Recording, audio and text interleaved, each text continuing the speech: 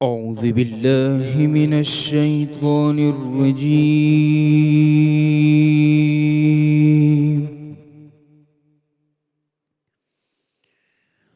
بسم الله الرحمن الرحيم.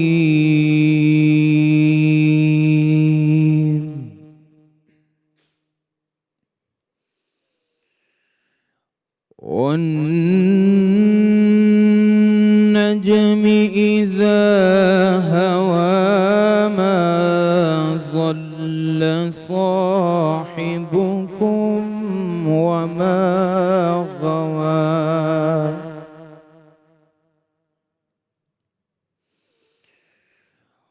وما ينطق عن الهوى إن هو إلا وحي يوحى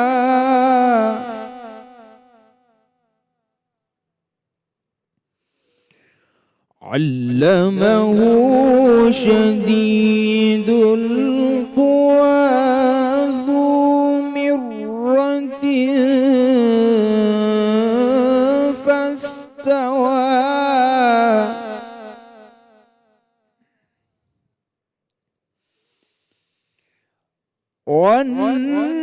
والنجم إذا هوى ما ضل صاحبكم وما غوى وما ينطق عن الهوى إن هو إلا وحي يوحى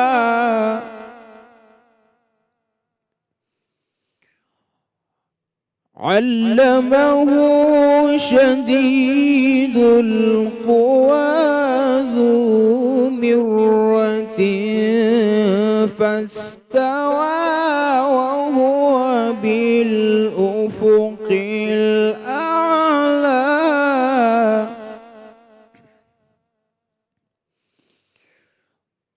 ثم دنا فتدلى فكان قاب قوسين أو أدنى فأوحى إلى عبده ما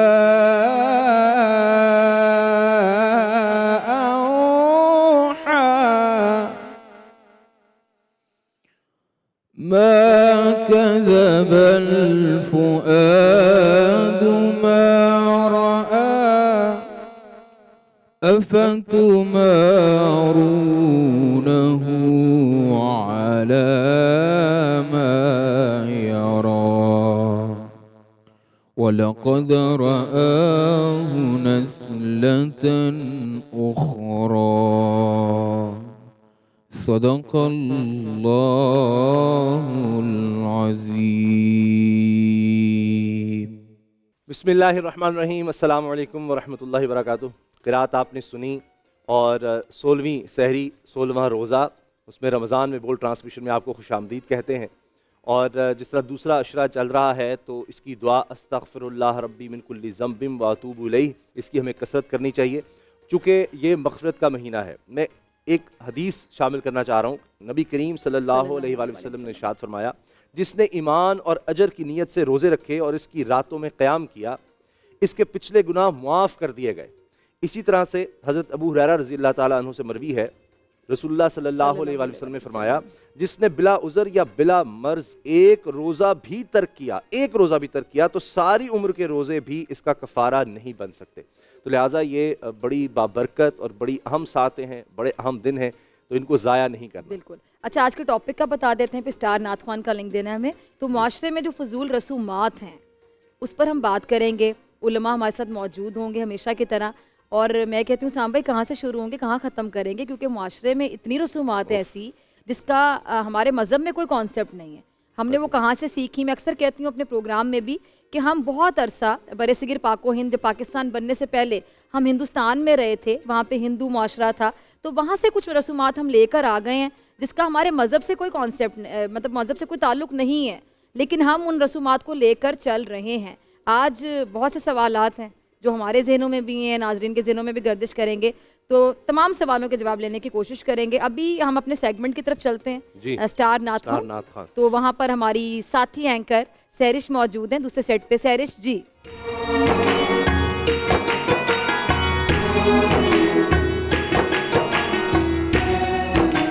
السلام علیکم ناظرین، بول انٹرٹینمنٹ کی خصوصی ٹرانسمیشن رمضان میں بول میں آپ کو خوش آمدید کہیں گے۔ میں ہوں آپ کے ساتھ سہرش زہیب۔ ناظرین، سچا ہمارا مالک اور خالق جس کے سوا عبادت کے کوئی لائق نہیں، اور سچا اس کا رسول جو وجہ تخلیق کائنات بنے، حضرت محمد مصطفیٰ صلی اللہ علیہ وآلہ وسلم، جن پر لاکھوں کروڑوں درود و سلام پیش کرنا ہر اہل ایمان کے لیے دنیا اور آخرت میں فلاح، بھلائی، نجات، کامیابی اور بلندی درجات کا ذریعہ ہے۔ تو اسی کے ساتھ اپنے پسندیدہ سیگمنٹ کا آغاز کرتے ہیں جس کا نام ہے اسٹار نعت خواں، اور معمول کے مطابق ہمارے ججز، محترم ججز فیصل صاحب، شفیق صاحب، بہت شکریہ آپ کی آمد کا، یہاں پر تشریف فرما ہے۔ ہمارے ثنا خواں بھی ہمیں جوائن کر چکے ہیں، تو اپنے سیگمنٹ کا باقاعدہ آغاز کرتے ہیں اور اپنے پہلے ثنا خواں کو دعوت دیتے ہیں۔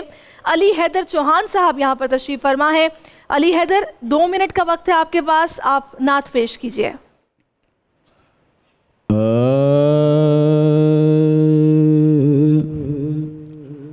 سب سے پہلے مشیت کے انوار سے نقش روئے محمد بنایا گیا،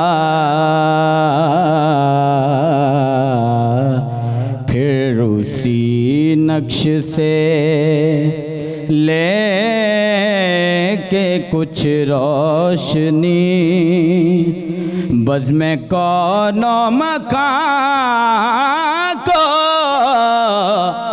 سجایا گیا۔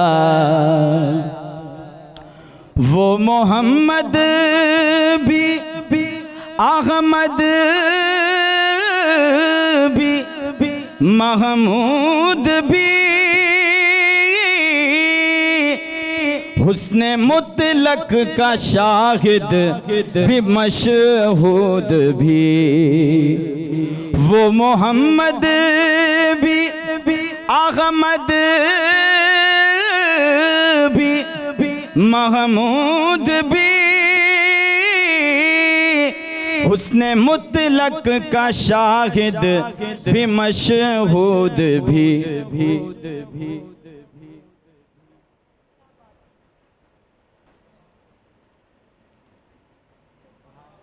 بہت ہی خوبصورت نعت پیش کی ہے علی حیدر چوہان نے، اور بڑی دمدار آواز تھی اور تیاری لگ بھی رہی تھی۔ باقی فیصل صاحب، شفیق صاحب آپ بتا سکتے ہیں بہتر۔ فیصل بھائی جی ماشاءاللہ، اوورال بہت خوبصورت پڑھا اور بڑے اہتمام کے ساتھ پڑھا۔ یہ پتہ نہیں پہلے کیوں ختم کر دیا انہوں نے، رک گئے، شعر بھول گئے تھے کیا؟ کوئی بات نہیں، بھول گئے، چلو لیکن پڑھا بہت اچھا، لیکن پڑھا بہت اچھا ماشاءاللہ۔ صحیح صحیح۔ اللہ پاک برکت چلیے عطا آگے بڑھتے ہیں، اپنے دوسرے ثنا خواں کو دعوت دیتے ہیں۔ احمد رضا حسینی صاحب یہاں پر تشریف فرما ہے، اور احمد رضا آپ کے پاس 2 منٹ کا وقت ہے، آپ نعت رسول مقبول صلی اللہ علیہ وآلہ وسلم پیش کر سکتے ہیں۔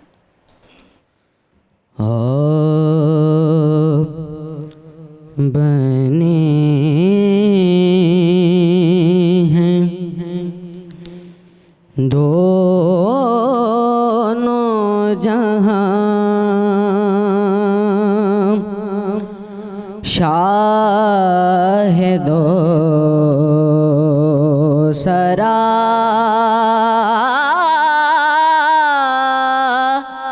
کے لیے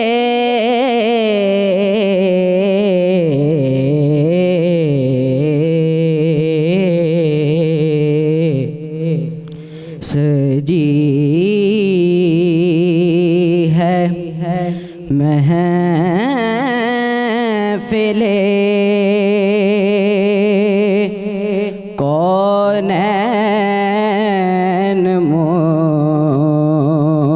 مصطفیٰ کے لیے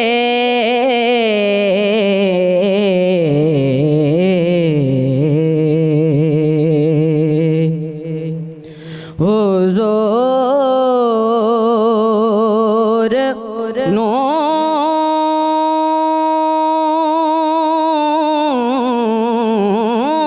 ہے محمود ہیں محمد ہیں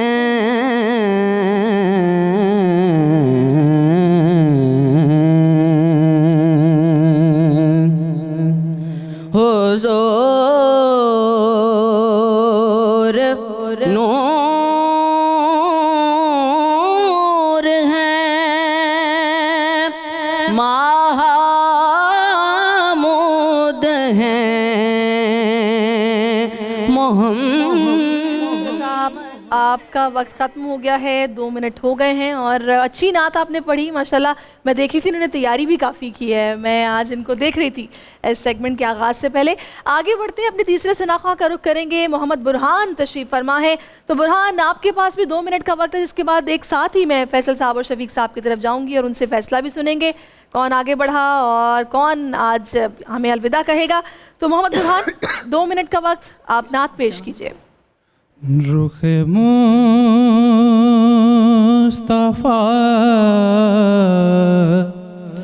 کو دیکھا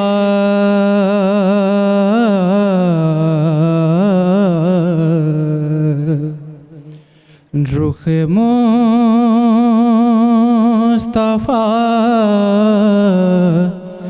کو دیکھا تو دیوں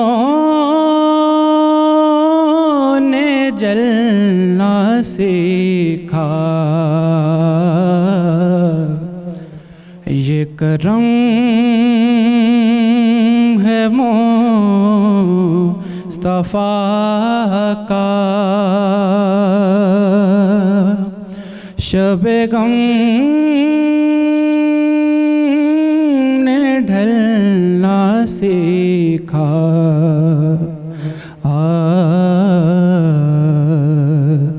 رخ مصطفیٰ کو دیکھا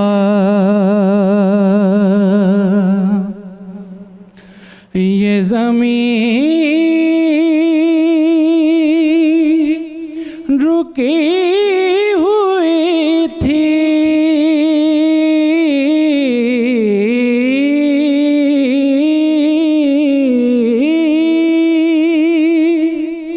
یہ زمین رکی ہوئی تھی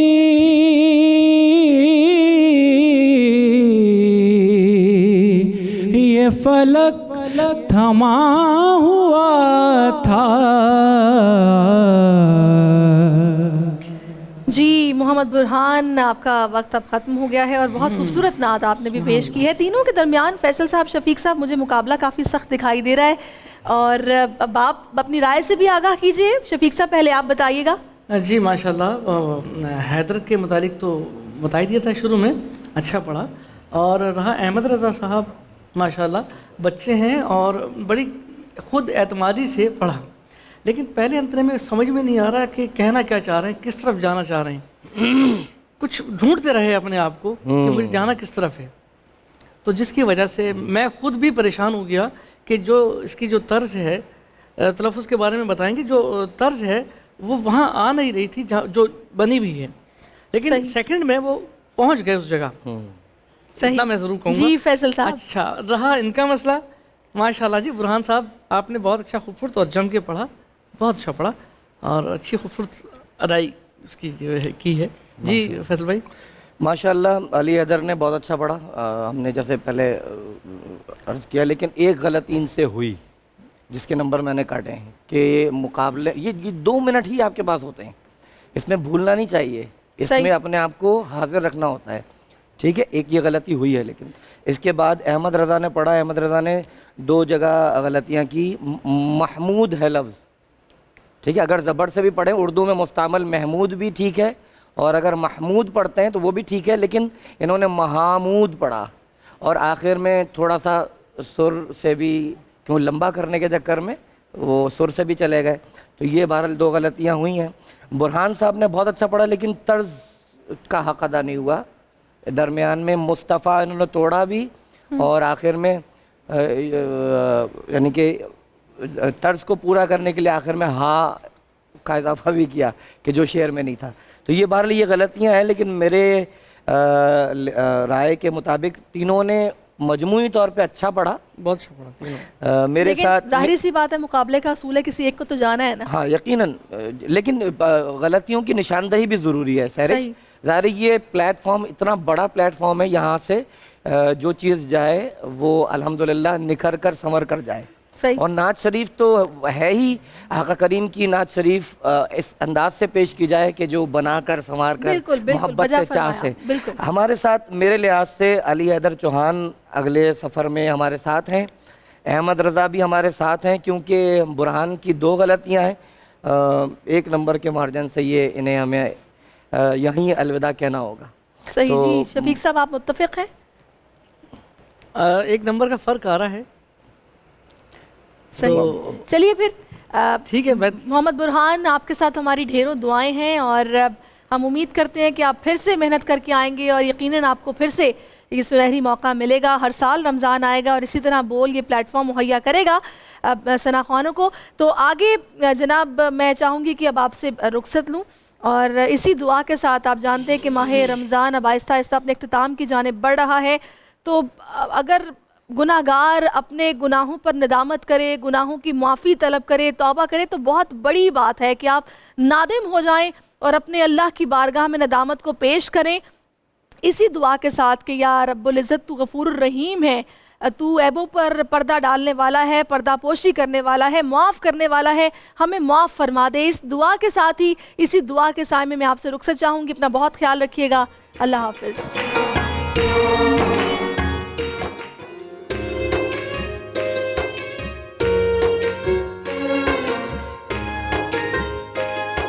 سٹار نعت خواں کے بعد ہم نے سٹار ڈیبیٹر کی طرف بھی بڑھنا ہے, اور ہمیں زیادہ انتظار بالکل نہیں کرنا چاہیے. ماوش کو اور مدثر اور سمیہ, تو دیکھتے ہیں ججز بھی ہیں اور ماوش بھی ہیں. جی ماوش, کون کون ہے آج, اور ٹاپک کا بھی بتائیں.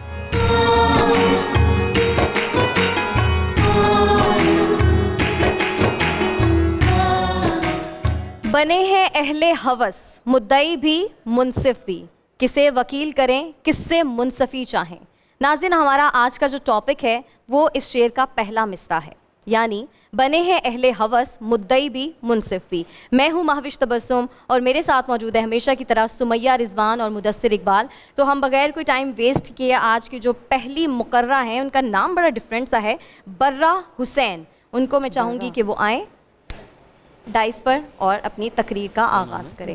ہمارے یہ پہلے مقرر ہیں, مقررہ نہیں ہے, مقرر ہیں. مجھے لگا کہ یہ کسی فیمیل کا نام ہے. برہ حسین, محمد برہ حسین. محمد برہ حسین ہمارے آج کے مقرر ہیں.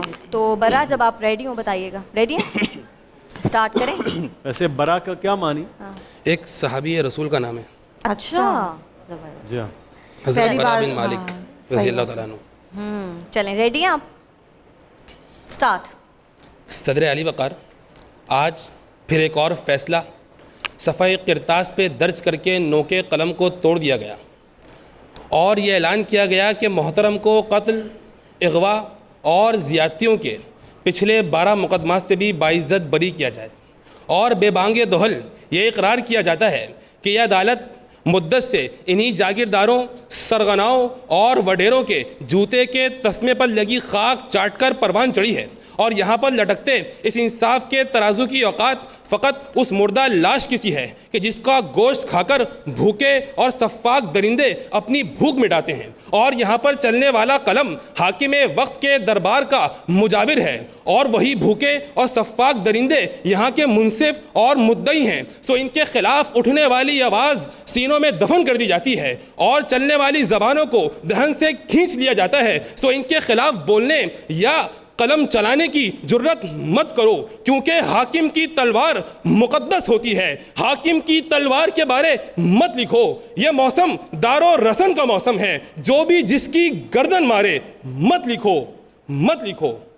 صدر علی وقار، یہاں انصاف اہل ہوس کی جاگیر نہیں تو اور کیا ہے کہ جب بھاولپور میں ایک خاندان کے 5 افراد فقط 2 وقت کی روٹی میسر نہ ہونے کی وجہ سے خودکشی کرتے ہیں تو انصاف کے تقاضے فقط اس لیے پورے نہیں کیے جاتے کہ قصوروار حاکم وقت ہے، ذمہ دار حاکم وقت ہے، اور حاکم وقت کے خلاف بولنا بغاوت ہے، حاکم وقت کے خلاف بولنا غداری ہے کہ جب سرزمین ساہیوال پر ایک خاندان کے 5 افراد کو گولیاں مار کر قتل کیا جاتا ہے تو لواحقین مقدمہ فقط اس وجہ سے واپس لے لیتے ہیں کہ قتل کرنے والے قانونی پیرہن لپیٹ کر آئے تھے، سو ان کے خلاف بولنا بھی غداری ہے، ان کے خلاف بولنا بھی بغاوت ہے کہ جب شاہزیب مقتول کے والدین نشست منصفی پر اپنے ہی بیٹے کے قاتلوں کو پاتے ہیں اور مدیت پر انہی اہل ہوس کو بیٹھا دیکھتے ہیں تو فقط صلح نامہ کا ایک ٹھپا اپنے ماتھے پر لگوا کر انصاف لیے بغیر واپس آ جاتے ہیں اور یہ صدا لگاتے ہیں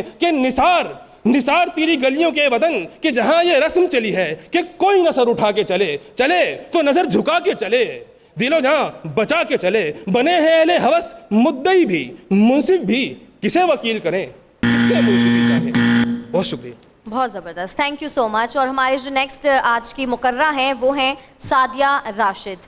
جی سعدیہ، آپ بھی ڈائس پر آئیں اور اظہار خیال کریں۔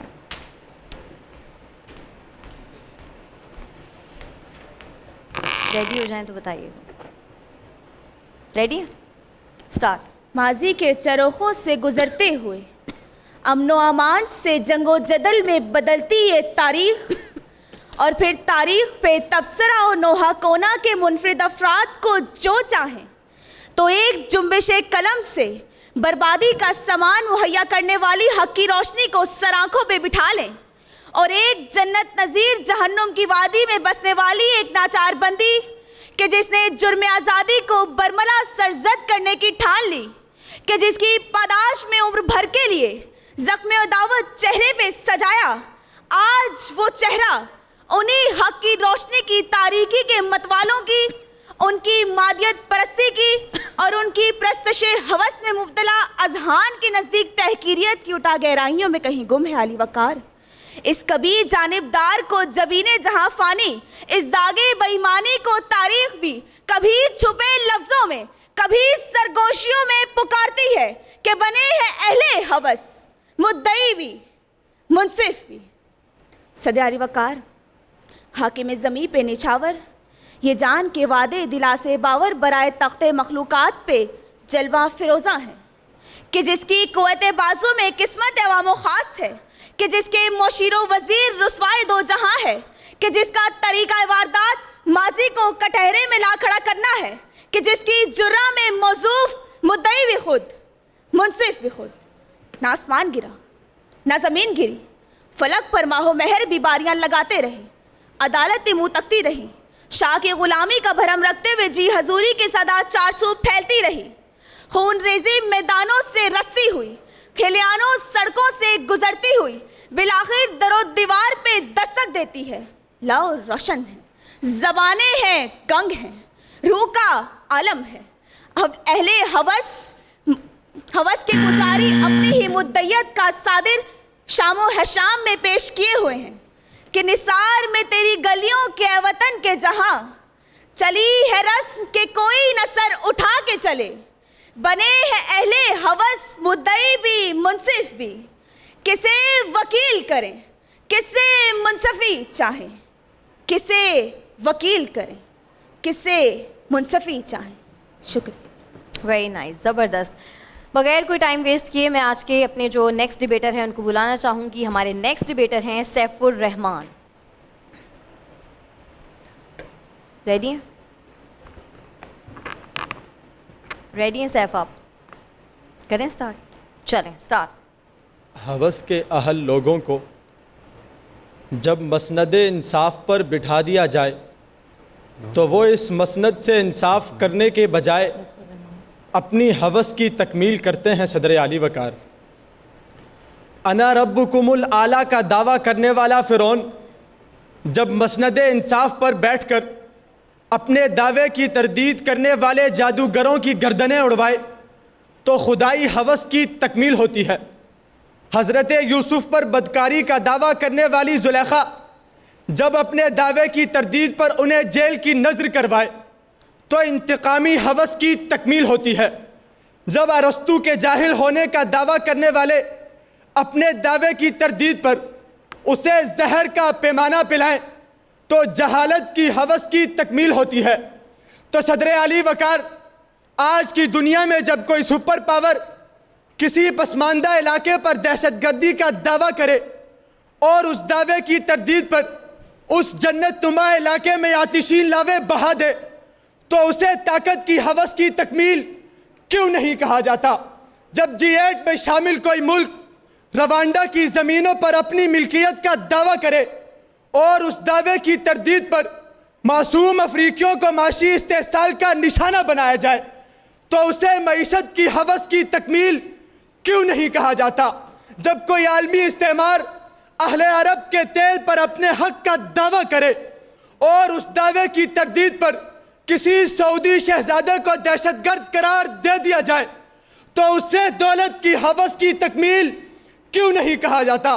جب کوئی نام نہاد صادق و امین اپنے مخالف سیاستدانوں پر کرپشن کا دعویٰ کرے اور اس دعوے کی تردید پر اسے حکومتی مشینری کے حوالے کر دے تو اسے سیاست کی ہوس کی تکمیل کیوں نہیں کہا جاتا؟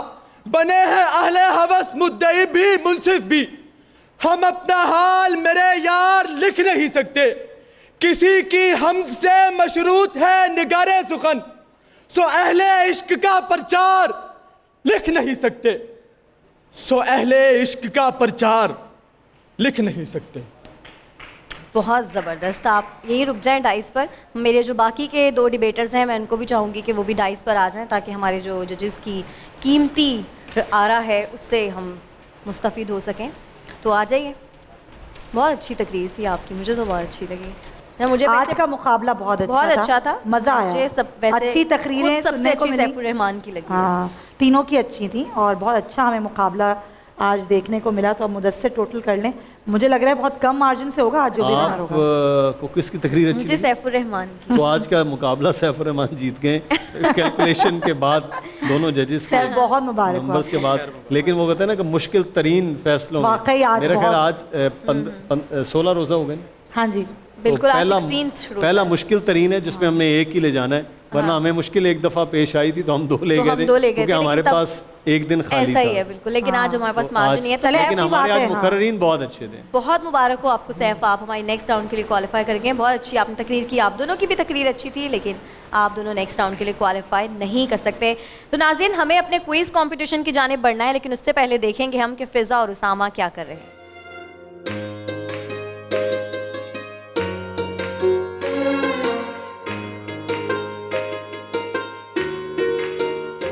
جی تو اسٹار ڈیبیٹر آپ نے دیکھا، اور ہم اکثر کہتے ہیں جیسے جیسے آگے بڑھتے جا رہے ہیں دن، مقابلہ بھی بہت زیادہ زبردست ہوتے جا رہا ہے۔ تو جناب آپ کے لیے عرض ہے آپ بھی بریک لیں، ہم بریک کے بعد ملتے ہیں۔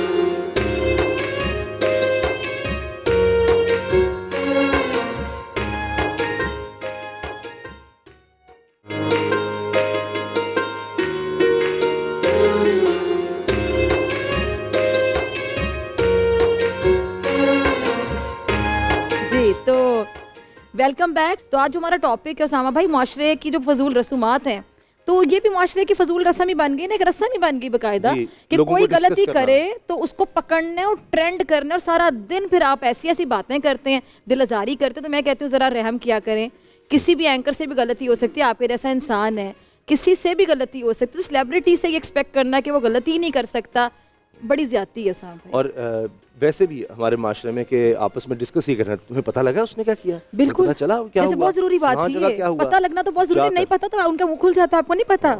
اور واٹس ایپ گروپ میں ہاں میسیجز چل رہے ہوتے ہیں، یا یہ کہیں گے اور سناؤ کوئی نئی تازی، اور यहाँ से आपका शुरू होती आपका है कि जुर्म कोई बन जाता है ऐसी कि आपको कोई नहीं बात पता, बताओ। जब नहीं ना पता तो वो कहते हैं कि इसको तो पता ही नहीं कुछ। अच्छा तुमने हाँ, हाँ, जैसे वो हमने ये कोई नहीं पता वहाँ किताब क्या या हुआ है। इल्म से हम महरूम रह गए, किसी इन्फॉर्मेशन से महरूम अच्छा रह ये गए। रसूमात की बात हो रही है तो ये भी बातें होंगी कि अच्छा उन्होंने ये किया ही नहीं, हाँ उन्होंने ये अच्छा, रस्म ये नहीं आपने की, कितनी फलां बड़ी रस्म बात नहीं की, की, हाँ। अजीब बात है क्यों नहीं किया आपने, हाँ। तो उसके लिए पहुंच अच्छा, एक जाएंगे। और चीज़ के मतलब आपने एक ड्रेस है, आपने किसी और शादी में रिपीट कर लिया तो वो अच्छा तुमने नया नहीं बनवाया, ये तो तुमने पहले भी पहना था। भाई पहले पहना था तो क्या उसको आग लगा के फेंक देते या डस्टबिन में फेंक देते, दोबारा भी कभी यूज़ हो सकता है वो। तो बहुत अजीब, हम पता नहीं कहाँ जा रहे हैं एज अ माशरा, मुझे समझ नहीं आती। हाँ, और एक खामखा शादियों पर भी पूछने की कोशिश करेंगे उनके ताल्लुकात कैसे चल रहे हैं, उनके घर में तो कोई लड़ाई नहीं है, फलां नहीं है, कहीं से को पता लग जाए ताकि डिस्कस करने के लिए मिल जाए। अच्छा फिर साथ उसका नया नाम रखा, भाई गॉसिप्स हो रही है, चुगली तो नहीं है, यानी चुगली और गॉसिप में जैसे कोई फ़र्क ही नहीं है। अच्छा जनाब उलमा हमारे साथ मौजूद हैं, अल्लामा अमीन शहीदी साहब हैं, मुफ्ती नवीद अब्बासी साहब हैं, सईद अबरार शाह साहब हैं, और दाएं जाने मुफ्ती अबू मोहम्मद साहब और मुफ्ती मोहम्मद वसीम बंदगी साहब हमारे साथ हैं। मैं देख रहा हूँ अल्लामा सईदुल हुसैनी साहब भी तशरीफ़ ला चुके हैं, कुछ ही देर में वो भी हमें ज्वाइन कर लेंगे। और इससे पहले कि हम उलमा से गुफ्तगू करें, आलिम के बोल शामिल करें, दूसरे सेट पे हमारा इंतज़ार हो रहा है, माविश हमारे साथ हैं और स्टार क्विज़र का वक्त है। सवाल और जवाब हमारे पास भी हैं, लेकिन पहले देखते हैं वहाँ क्या सवाल हो रहे हैं।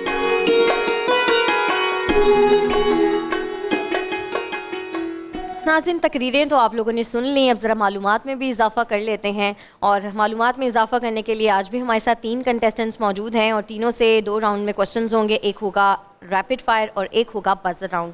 पहले होगा बज़र राउंड, नाम मैं बताती चलूँ, टीम बे में हमारे साथ हैं बिलाल शेख, टीम वाव में है मिसबाह खान और टीम लाम में है मोहम्मद जिहान। इन तीनों से क्वेश्चंस होंगे। बज़र राउंड करूँगी पहले मैं, सवाल करूँगी, जिसको सही जवाब आता है वो बज़र दबाए, सही जवाब पे +10, गलत जवाब पे -10। आधे सवाल पे आपने बज़र बजा दिया तो मैं सवाल कंप्लीट नहीं करूँगी, और 2 लोगों ने एक साथ बज़र बजाया तो पहले हमें डिसाइड करने देना कि किसने बज़र बजाया, ठीक है। उसके बाद रैपिड फायर होगा, वो सुमैया और मुदस्सिर करेंगे। 60 सेकंड्स में आप लोगों से क्वेश्चंस होंगे, उसमें नेगेटिव मार्किंग नहीं है, लेकिन उसमें आप लोगों ने फटाफट जवाब देने, ठीक है। क्लियर सब कुछ? स्टार्ट करें जी। चलें, पहला सवाल है बज़र राउंड का, बज़र चेक कर लें। हज़रत अली रज़ी अल्लाह ताला अन्हो ने अपना दीनी भाई किन सहाबी को बनाया था? ऑप्शंस, अच्छा ऑप्शंस हैं हज़रत अनस रज़ी अल्लाह ताला अन्हो, हज़रत अबू ज़र गफ़ारी, हज़रत अबू ज़र गफ़ारी बिल्कुल सही जवाब। हज़रत उमर रज़ी अल्लाह ताला अन्हो को फ़ारूक का खिताब किसने दिया था?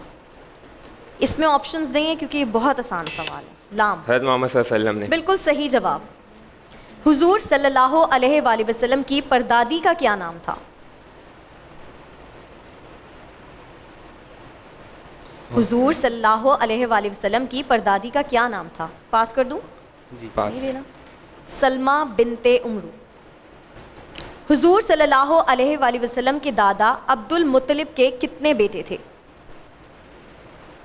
ऑप्शंस 9, 10 या 11। वाओ, 9, गलत जवाब 10, सही जवाब 10 है। नेक्स्ट क्वेश्चन है बहुत आसान, खैबर पास का बुलंद तरीन मकाम कौन सा है?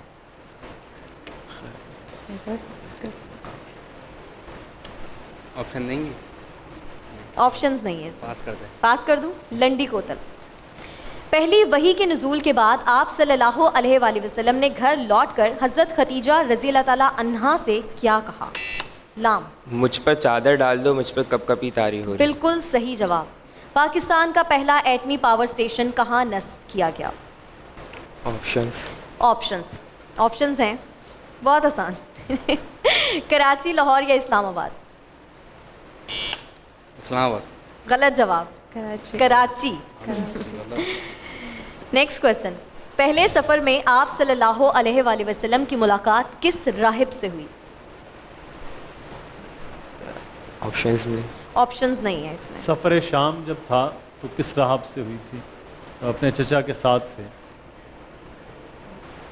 तो उस राहब ने देख के बड़ा ताज्जुब किया और उन्होंने देखा ये तो में आसार नबुव्वत हैं। पास कर दें? आप ही दे दें जवाब।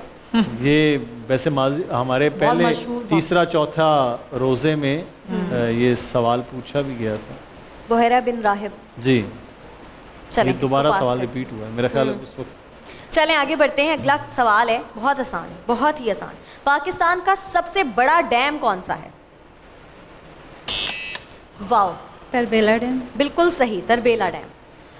قرآن مجید میں کس واقعے کو فتح مبین کہا گیا ہے؟ لام. صلح حدیبیہ. بالکل صحیح.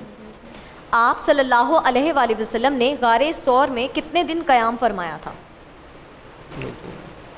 آپشن. 2 آپشنز دے رہی ہوں, 3 یا 5.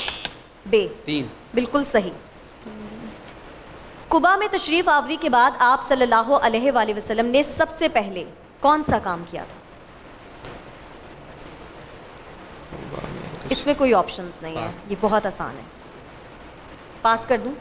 مسجد کی بنیاد رکھی تھی. آپ صلی اللہ علیہ وآلہ وسلم کے مقابلے میں سب سے پہلے جھوٹی نبوت کا دعویٰ کس نے بلند کیا تھا؟ حضرت ابوبکر صدیق نے ان کے خلاف پھر جنگ بھی کی تھی, اس شخص کے خلاف. ہنٹس دے رہے ہیں وہ آپ کو, آپشنز نہیں ہیں, ہنٹس دے رہے ہیں. چلے میں پاس کر رہی ہوں. سوال اور جواب ہے مسلمہ کذاب نے. لاسٹ سوال آج کا. حضور نبی کریم صلی اللہ علیہ وآلہ وسلم کی ولادت کس موسم میں ہوئی؟ آپشنز: موسم گرما, موسم سرما, موسم بہار یا خزاں. لام. موسم بہار. بالکل صحیح جواب, موسم بہار. اور اس کے ساتھ ہی ناظرین بزر راؤنڈ تو ہمارا اختتام کو پہنچا ہے. آپ لوگوں کو لگ رہا ہے کلیئر ہے آج کا؟ نہیں, مجھے سمجھ نہیں آیا. نہیں سمجھ آیا نا, مجھے بھی نہیں آیا. ایک آدھ غلط کی وجہ سے لام کے کچھ جوابات زیادہ تھے. اچھا, لیکن دیکھتے ہیں اب اسکور بورڈ ہی بتا سکتا ہے. ہماری ٹیم ہمیں بتائے گی, اسکور بورڈ سامنے آ جائے تو جناب اسکور بورڈ بالکل سامنے ہے. ٹیم بے -10, ٹیم واؤ 10 اور ٹیم لام 50 پوائنٹس. زبردست, ویری نائس. ہمیں لگ رہا تھا کہ کلیئر نہیں ہے, لیکن یہ تو بہت زیادہ راؤنڈ میں بھی پتہ چل جائے. میں نے کہا تھا کہ لام ایک آدھ جواب کے بجائے, لیکن کمپیریٹیولی بالکل. لیکن چلیں ابھی ریپڈ فائر رہتا ہے. جی جی, میرے -10 ہوئے تھے, لیکن میں نے ایک صحیح دیا تو 0 اور جانا چاہیے. نہیں تو کون سا صحیح تھا جو میں نے اپنا 3 اجلی بتایا تھا؟ 3. ٹیم یہ ذرا چیک کر لیں. انہوں نے ایک سوال کا صحیح جواب بھی دیا تھا, تو وہ کہہ رہے ہیں کہ ایک سوال کا غلط دیا تھا تو پھر ایک کا صحیح دیا. چلیں ہم وہ میری ٹیم چیک کر لیتی ہے, لیکن ہم تب تک ریپڈ فائر کر رہے ہیں. تو آپ ریڈی ہیں؟ آپ سے پہلے سوالات ہوں گے. 60 سیکنڈز. کون کر رہا ہے؟ مدثر. چلیں. اولیاء کا شہر کس کو کہتے ہیں؟ ملتان. درست. حضرت عثمان غنی کو جب شہید کیا گیا تو آپ اس وقت کیا کر رہے تھے؟ نیکسٹ. حضرت علی کو شیر خدا کا خطاب کب ملا تھا؟ نیکسٹ. حضرت ابوبکر صدیق کے دور میں لڑی جانے والی آخری جنگ کون سی تھی؟ غزوہ احد. غلط. شاہینوں کا شہر کس شہر کو کہتے ہیں؟ ملتان. نہیں, شاہینوں کا شہر. نیکسٹ. پاکستان کے پہلے نجی چینل کا آغاز کب کیا گیا؟ نیکسٹ. حضرت ابوبکر صدیق کی نماز جنازہ کس نے پڑھائی؟ حضرت عثمان. غلط.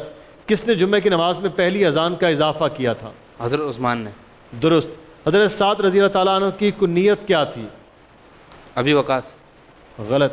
حضرت حضرت صلی اللہ علیہ وسلم کے سگے کتنے چچا تھے؟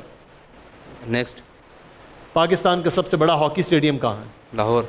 درست. پاکستان کا دل کس شہر کو کہا جاتا ہے؟ نیکسٹ. نیکسٹ. اور اس کے ساتھ ہی ٹائم بھی ختم. پاکستان کا دل زندہ دلانے لاہور. لاہور کے علاوہ کوئی ہو ہی نہیں سکتا. اچھا جی, ریڈی ہیں آپ ٹیم واؤ؟ اسٹارٹ کریں. ڈرنک بھی آیا ہوا ہے کوئی رمضان میں بہت وہ چل رہا ہے, کوئی اس نام سے ایک ڈرنک بھی ہے. اچھا, چلیں واؤ اسٹارٹ کریں. چلیں ٹیم واؤ ریڈی ہیں آپ؟ 60 سیکنڈز. جی سمیہ اسٹارٹ. پاکستان میں اب تک کتنے صدر آئے, تعداد بتائیے. پاس. پاس. حضرت عبد المطلب کے سب سے چھوٹے اور سب سے چہیتے بیٹے کا نام کیا ہے؟ عبد المطلب. کس صحابی نے سب سے پہلے نعت رسول مقبول صلی اللہ علیہ وآلہ وسلم پڑھی؟ ریپیٹ کریے گا. کس صحابی نے سب سے پہلے نعت رسول صلی اللہ علیہ وآلہ وسلم پڑھی؟ پاس. رقبے کے لحاظ سے پاکستان کا سب سے بڑا صوبہ کون سا ہے؟ بلوچستان. بالکل صحیح. حضرت عثمان رضی اللہ تعالیٰ عنہ کا دور خلافت کتنے عرصے رہا؟ 14.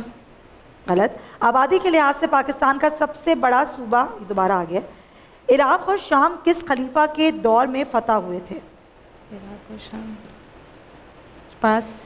کس خلیفہ راشد کو سب سے پہلے امیر المومنین کہا گیا؟ हज़रत अबू बकर। टाइम भी इसके साथ ही ख़त्म हो गया। ठीक है, टीम लाम रेडी हैं आप? आपसे सवालात करें? मुदस्सिर आप करेंगे? हाँ मुदस्सिर करेंगे। ठीक है, चलें जी, आपका वक्त शुरू होता है अब। हज़रत अली के वालिद का नाम क्या था? हज़रत अब्दुल मुतल्लिब। गलत। जावेद मियां अदाद ने शारजा का मशहूर छक्का किस भारतीय बॉलर को लगाया था? चेतन शर्मा। दुरुस्त। ज़ुन्नुरैन किस सहाबी का लक़ब है? हज़रत उस्मान। दुरुस्त। सुल्तानुल हदीस किस सहाबी को कहा जाता है? हज़रत अबू हुरैरा। दुरुस्त। पाकिस्तान में सबसे ज़्यादा बारिश कहाँ होती है? पिंडी। गलत। हज़रत हसन रज़ी अल्लाह ताला अन्हु को कहाँ दफनाया गया? मदीना में। मदीना में तो दफनाया गया, जगह कौन सी थी? पास। पहली मरदमशुमारी किस खलीफा राशिद के दौर में हुई? हज़रत उस्मान। गलत। यहूदियों के साथ पहला गज़वा कब किया गया? पास। ऐ ईमान वालो, जब जुम्मे के दिन खुदा की याद के लिए पुकारा जाए तो फ़ौरन चले आओ, ख़रीदो फ़रोख्त छोड़ दो, ये फरमान किसका है? हज़रत मोहम्मद, वो कुरान में है, अल्लाह ताला का फरमान। दुरुस्त। टाइम जल्दी ख़त्म हो गया। हज़रत अबू तालिब आपकी ज़बान पे नहीं आ रहा था। मैं मिस हो गया।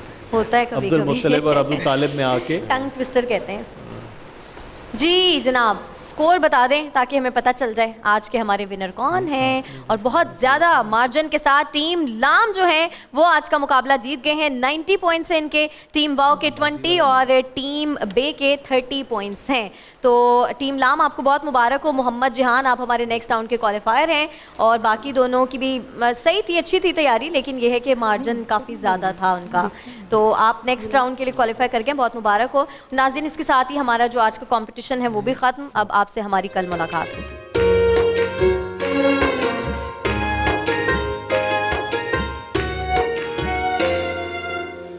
स्टार क्विज़र आपने देखा और हमेशा ये मैं आपसे बात कहता हूँ कि बच्चों के लिए बहुत ज़्यादा ज़रूरी है कि इस तरह की एक्टिविटीज़ में उनको पार्टिसिपेट करवाया जाए ताकि उनका हौसला भी बढ़े, उनमें कॉन्फिडेंस भी आएगा, उनका नॉलेज भी बढ़ेगा। ये बहुत ज़्यादा ज़रूरी है माशरे के एक फ़ाल रुकन बनने के लिए ना, एक फ़र्द बनने के लिए, ज़िंदगी में आगे बढ़ने के लिए, इन सब के लिए ये बहुत ज़रूरी है। तो अल्लामा अमीन शहीदी साहब, आज के टॉपिक पर कुछ आगाज़ कर दीजिए।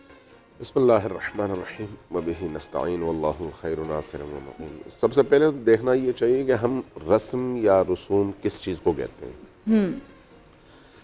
बहुत सारी चीज़ें ऐसी हैं जो माशरे में इसलिए राइज हुई कि लोगों को उसके ज़रिए से फ़ायदा पहुँचे।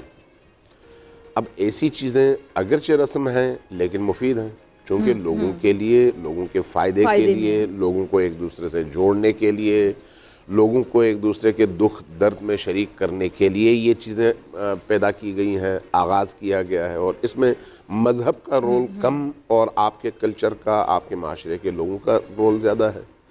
कदीम लोगों ने इस तरह के बहुत सारे काम किए हैं जिससे खुशी के मौके पर, गम के मौके पर लोग एक दूसरे के करीब आएँ, दुख सुख में साथ दें। मसलन खुशी के मौके पर फ़र्ज़ करें, बाज़ इलाक़ों में ये रस्म है कि जब बेटी की शादी होने लगती है तो सारे इलाके में पता चलता है और हर एक अपने हिस्से की कोई चीज़ लाकर बेटी के घर में जमा करवा देता है ताकि उस जहेज़ में अपना हिस्सा डाल सके। अगरचे ये रस्म है लेकिन बुरी रस्म नहीं है, अच्छी रस्म है। यानी आप किसी की खुशी में अपना हिस्सा डालकर उसका बोझ कम कर रहे हैं, बहुत अच्छी बात है। इसलिए देखने की ज़रूरत है कि जब आप कहते हैं रस्म, जब आप कहते हैं रसूमात, तो रसूमात से मुराद कौन कौन सी चीज़ें? आया हर रस्म बुरी है या हर रस्म अच्छी है? नहीं, वो रसूमात जो दीन की बुनियादी तालीमात से टकराएं। कौन सी चीज़ें टकराती हैं? जो इंसान को कमाल इंसानी तक पहुँचने से रोकने वाली चीज़ें हैं। लेकिन अगर कोई चीज़ ऐसी है जो इंसान को तरक्की दे, इंसान की फ़िक्र में जला पैदा करे, इंसान की रूह के अंदर पाकीज़गी पैदा करे, इंसान को दूसरे इंसानों के दुख और दर्द में हिस्सेदार बनने की दावत दे, तो ये अगरचे रसूमात हैं लेकिन दरअन हाल की ये रसूमात हैं, बहुत अच्छी चीज़ें हैं और दीन ने इनसे रोका नहीं है। लिहाजा देखने की ज़रूरत यह है कि हम माशरे के किन किन हसास नुकात पर अपनी उंगली रख कर कह रहे हैं कि भाई ये चीज़ ठीक है और ये चीज़ गलत है। एक मेयार हमारे सामने है और वो मेयार मेरा ख्याल है एक अबदी मेयार है। वो ये है कि आया हमारी कोई रस्म दीन की किसी तालीम से टकराती है या नहीं टकराती। اگر ٹکراتی نہیں ہے تو جائز ہے، اگر ٹکراتی ہے تو ناجائز ہے، چاہے کوئی بھی ہو۔ اب جو نہیں ٹکراتی وہ اگر انسان کے عقائد اور افکار کے حوالے سے تو نہیں ٹکراتی، لیکن معاشرے کے اندر کسی فائدہ مند ایکٹیویٹی اس کے نتیجے میں پیدا نہیں ہوتی تو ایسی چیزوں کا فائدہ نہیں ہے۔ اگرچہ شریعت نے روکا نہیں ہے لیکن فائدہ بھی نہیں ہے۔ جیسے آپ کھڑے ہو کے پانی پینا چاہیں، بیٹھ کر پانی پینا چاہیں، شریعت نے آپ کو یہ بتایا ہے کہ دن میں کیا کرو، رات میں کیا کرو۔ رات میں بیٹھ کر پیو، دن میں کھڑے ہو کر پیو، آپ کی بہتری کے لیے۔ اگر آپ نے یہ کام نہیں کیا تو کوئی حرج نہیں ہے، لیکن اگر آپ نے کیا تو بہتر ہے۔ مثلا عصر کے موقع پر تھوڑی دیر کے لیے قیلولہ کر لو، اچھا ہے، اگر نہ کرو تو کوئی گناہ تو نہیں ہے۔ کچھ چیزیں ایسی ہیں جو دین نے آپ کو آپ کی صحت اور آپ کی اجتماعی زندگی کے حوالے سے آپ کے فائدے کے لیے رہنمائی کی، اگر کرو تو تمہارے لیے بہتر ہے، نہ کرو تو کوئی بات نہیں۔ اب بعض اوقات ہم اس طرح کی چیزوں کو بھی واجبات اور فرائض میں لے کر چلے جاتے ہیں۔ آپ کی بات سے مجھے سمجھ علامہ صاحب اس میں گناہ اور ثواب کی کوئی بات نہیں ہوتی، وہ آپ کی صحت کے لیے ہوتا ہے جو بھی ہوتا ہے۔ دیکھیں شریعت نے یہ یاد رکھیے، شریعت نے جس بھی چیز کے کرنے کا حکم دیا ہے چاہے اس کے نہ کرنے کا عقاب نہ بھی ہو، ٹھیک ہے، اگر کرنے کا حکم دیا ہے تو اس کو ہم مستحب کہتے ہیں، ٹھیک ہے، اور مستحب عمل میں ثواب ضرور ہوتا ہے، ٹھیک ہے۔ جس چیز سے رکنے کا حکم دیا ہے اگرچہ اس کی حرمت کا حکم نہیں دیا، یہ نہیں کہا کہ یہ حرام ہے، کہا نہ کرو تو بہتر ہے، ٹھیک ہے، جہاں کہا نہ کرو تو بہتر ہے۔ اب اگر اس نہ کرو والے کام کو کوئی کرے تو گناہ نہیں ہے، عقاب نہیں ہے، لیکن اگر نہ کیا جائے تو اسے ثواب ضرور ہے، اگر رک جائے تو ثواب ہے، ٹھیک ہے۔ چونکہ احکام ہمارے ہاں 5 اقسام کے ہیں، فرض ہیں، واجبات، محرمات۔ فرض اور واجبات اور محرمات دونوں ایک دوسرے کے مقابلے میں ہیں۔ نماز فرائض میں سے ہے اور جھوٹ محرمات میں سے ہے، ایک دوسرے کے مقابلے میں، اس لیے یہ چھوڑنا ہے وہ کرنا ہے۔ دوسرا عمل جو ہے مکروہات اور مستحبات ہیں۔ مکروہات وہ جس کو چھوڑنے کا حکم ہے لیکن اگر انسان کرے تو کوئی حرج نہیں ہے، یعنی گناہ نہیں ہے، اس لیے اس کے چھوڑنے کا ثواب ہے چونکہ مکروہ ہے، لیکن اگر انسان اس کو انجام دے تو اس پر اس کا عقاب نہیں ہے کہ اس کو جو ہے عذاب میں ڈال دیا جائے، ایسا نہیں ہے۔ مستحبات وہ اعمال ہیں جن کے کرنے کا ثواب ہے لیکن اگر نہ کیا جائے، ترک کر دیا جائے تو گناہ کوئی نہیں ہے، اس لیے آپ کو جہنم میں نہیں بھیجا جائے گا۔ 5ویں ایک قسم ہے مباحات کی۔ مباحات وہ ہیں جن کے کرنے اور نہ کرنے میں کوئی ترجیح حاصل نہیں ہے، کرو تو تمہاری مرضی، نہ کرو تو تمہاری مرضی۔ کھانا کھانا ہے، بھوک لگی ہے کھا لو، پانی پینا ہے، پیاس لگی ہے پی لو، نہیں لگی تو نہ کھاؤ۔ نہ کھانے کے حوالے سے حکم ہے کہ ضرور کھاؤ، نہ کھانے کے حوالے سے حکم ہے کہ نہ کھاؤ۔ ہاں جب آپ نیت کر لیں کہ آپ اپنے بدن کی سلامتی کے لیے یہ پانی پی رہے ہیں تاکہ اس بدن کو اللہ کے احکام کی بجا آوری میں بروئے کار لا سکیں، یہاں پر اس نیت کی وجہ سے آپ کو ثواب مل جاتا ہے اس کام کا۔ سبحان اللہ۔ ہمیں بریک لینی ہے تو کھانے کی بات ہوئی تو اس میں ہم نے بھی نیت کی کہ ہم بریک پہ جا رہے ہیں، حلال کھانا چاہیے، حلال کی کوشش کرنی چاہیے۔ ہم بریک لیتے ہیں اور عالم کے بول میں واپس آتے ہیں۔ جی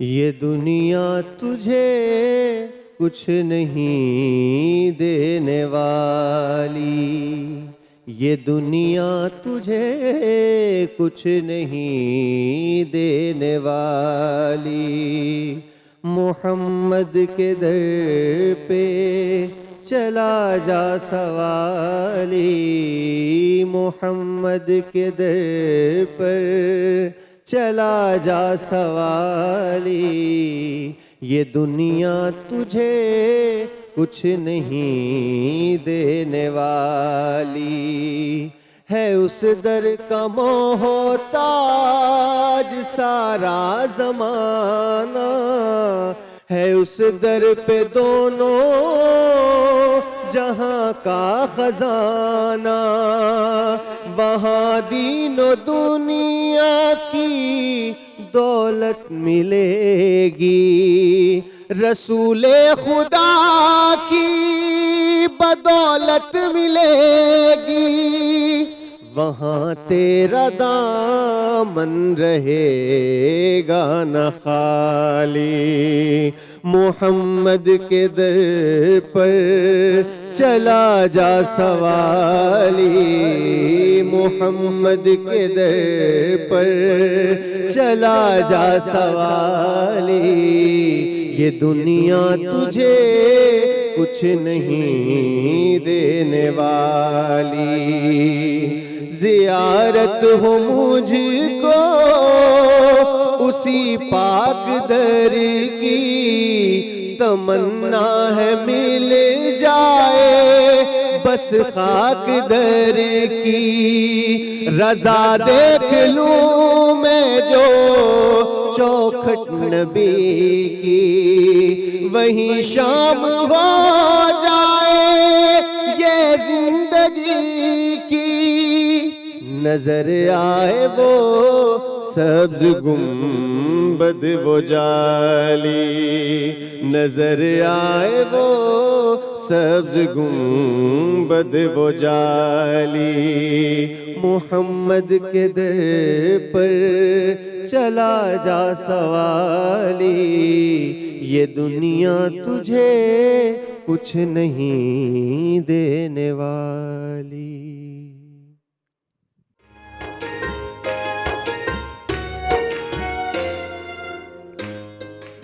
جی تو بریک کے بعد خوش آمدید. اب عالم کے بول کا باقاعدہ آغاز کرتے ہیں. ٹاپک میں دہرا دیتی ہوں, معاشرے میں جو فضول رسومات ہیں اس پر ہم بات کریں گے. تمام علماء ہمارے ساتھ موجود ہیں. اسامہ بھائی نے تعارف بھی کروا دیا, تو مفتی ابو محمد صاحب پہ سب سے پہلے میں آپ کی طرف آنا چاہوں گی. یہ جو فضول رسومات ہیں, کہاں سے شروع کروں, کہاں پہ ختم کروں؟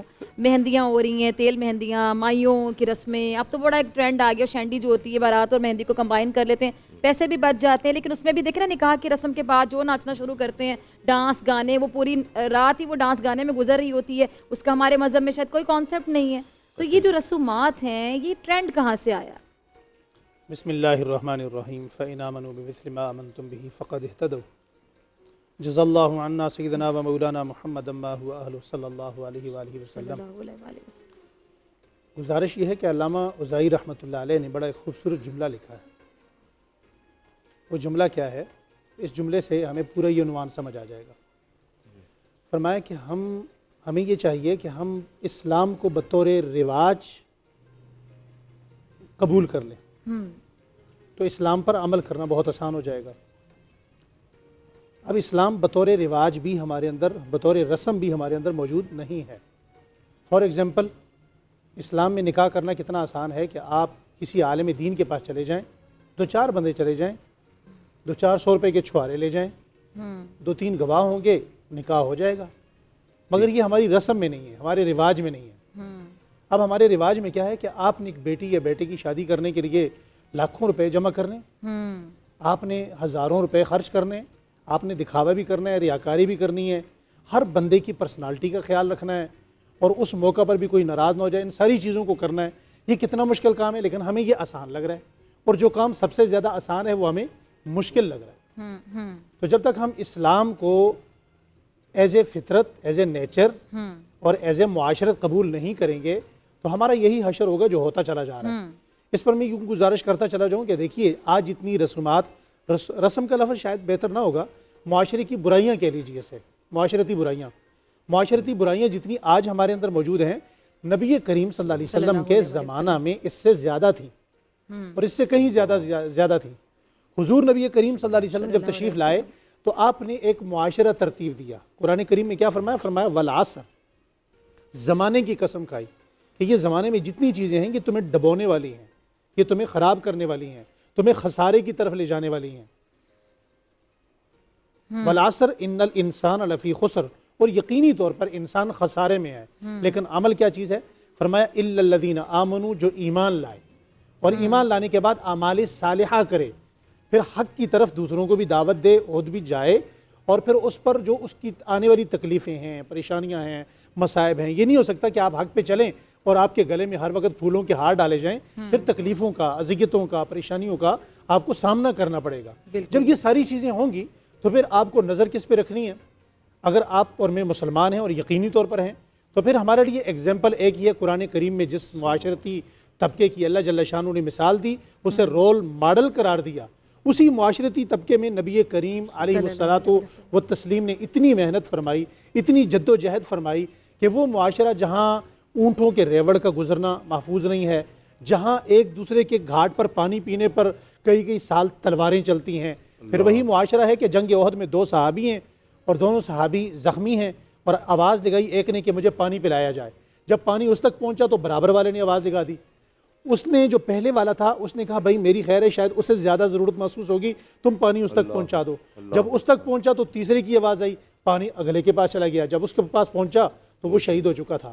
پانی پلٹ کے پہلے کے پاس آیا، وہ بھی شہید ہو چکا. پانی پلٹ کے اس سے پہلے کے پاس آیا تو وہ بھی شہید ہو چکا. یعنی ایک دوسرے کی جان لینے والے آج ایک دوسرے پر جان دینے والے بن گئے ہیں. پھر یہی وہ طبقہ ہے جو ایک دوسرے کے گھاٹ پر پانی پینے نہیں دیتے تھے، جان کی قربانیاں دینے والے کیسے بنے؟ قرآن کریم ان کے متعلق کیا کہتا ہے؟ اولئک هم المفلحون، اولئک هم الراشدون، اولئک هم المتقون رضی اللہ عنہم ورضوا عنہ. یہ صحابہ اکرام اور اہل بیت اعظام کا وہ مقدس طبقہ ہے، وہ مقدس جماعت ہے کہ جو دامن نچوڑیں تو ملائکہ وضو کرنے لگ جائیں. یہ وہ معاشرتی طبقہ تھا جس کی مثال دی فَإِنْ آمَنُوا بِمِثْلِ مَا آمَنْتُمْ بِهِ فَقَدْ اهْتَدَوْا. مسلمانوں کا آپ جتنی مرضی باتیں کر لیں، مسلمانوں کا اس کے علاوہ اسامہ بھائی کوئی حل نہیں ہے. یہ علماء اکرام بیٹھے ہوئے ہیں کہ سوائے وہ رسول اللہ صلی اللہ علیہ وسلم کی اطاعت میں آ جائیں، حضور صلی اللہ علیہ وسلم کی تابعداری میں آ جائیں. اب دیکھیں میں نے مثال میں نے نکاح پہ کر دی تو یہیں سے بات کو شروع کرتے ہیں. حضور صلی اللہ علیہ وسلم نے معاشرتی برائیوں سے مسلمانوں کو بچنے کے لیے، انسانوں کو بچنے کے لیے کتنا آسان کیا. مدینہ المنورہ کا جو شہر ہے حضور صلی اللہ علیہ وسلم کے زمانہ میں وہ کتنا بڑا ہے. آج مسجد نبوی کا ہاتھا اس سے باہر چلا گیا. وہ چھوٹا سا گاؤں تھا، قصبہ تھا. مدینہ اگرچہ بہت قدیم تھا، پرانا تھا، تاریخ میں اس کے 50 نام ملتے ہیں، مگر آپ نے ایک شادی ہی کو دیکھ لیجئے جس شادی کو آج ہم نے اتنا مشکل بنا دیا. پچھلے دنوں ایک چھوٹا سا کیس آیا میرے پاس. ایک بندے نے مجھے فون کیا، اس نے کہا جی میں نے کہا کہتے بہت پریشان ہوں. میں نے کہا کیا ہوا؟ کہتے جی 4 بیٹیاں، ایک بیٹی کی شادی کی، مکان بھی بک گیا، بلڈ پریشر بھی ہو گیا، شوگر بھی ہو گیا، اور 3 بیٹیاں ابھی موجود ہیں. اب بتائیے اسے جب 3 بیٹیاں باقی بیاہ نہیں پڑیں گی. پہلے تو ہمارے پنجاب میں یہ ٹرینڈ تھا نا جی کہ لاکھوں کے حساب سے سامان دینا ہے، مگر اب لاکھوں والا کلچر ختم ہو گیا. چونکہ آپ بھی پنجاب سے، میں بھی پنجاب سے، ہم جانتے ہیں وہاں اب ٹرکوں کا حساب چل پڑا کہ اب فلاں بندے نے اتنے ٹرک سامان دیا ہے.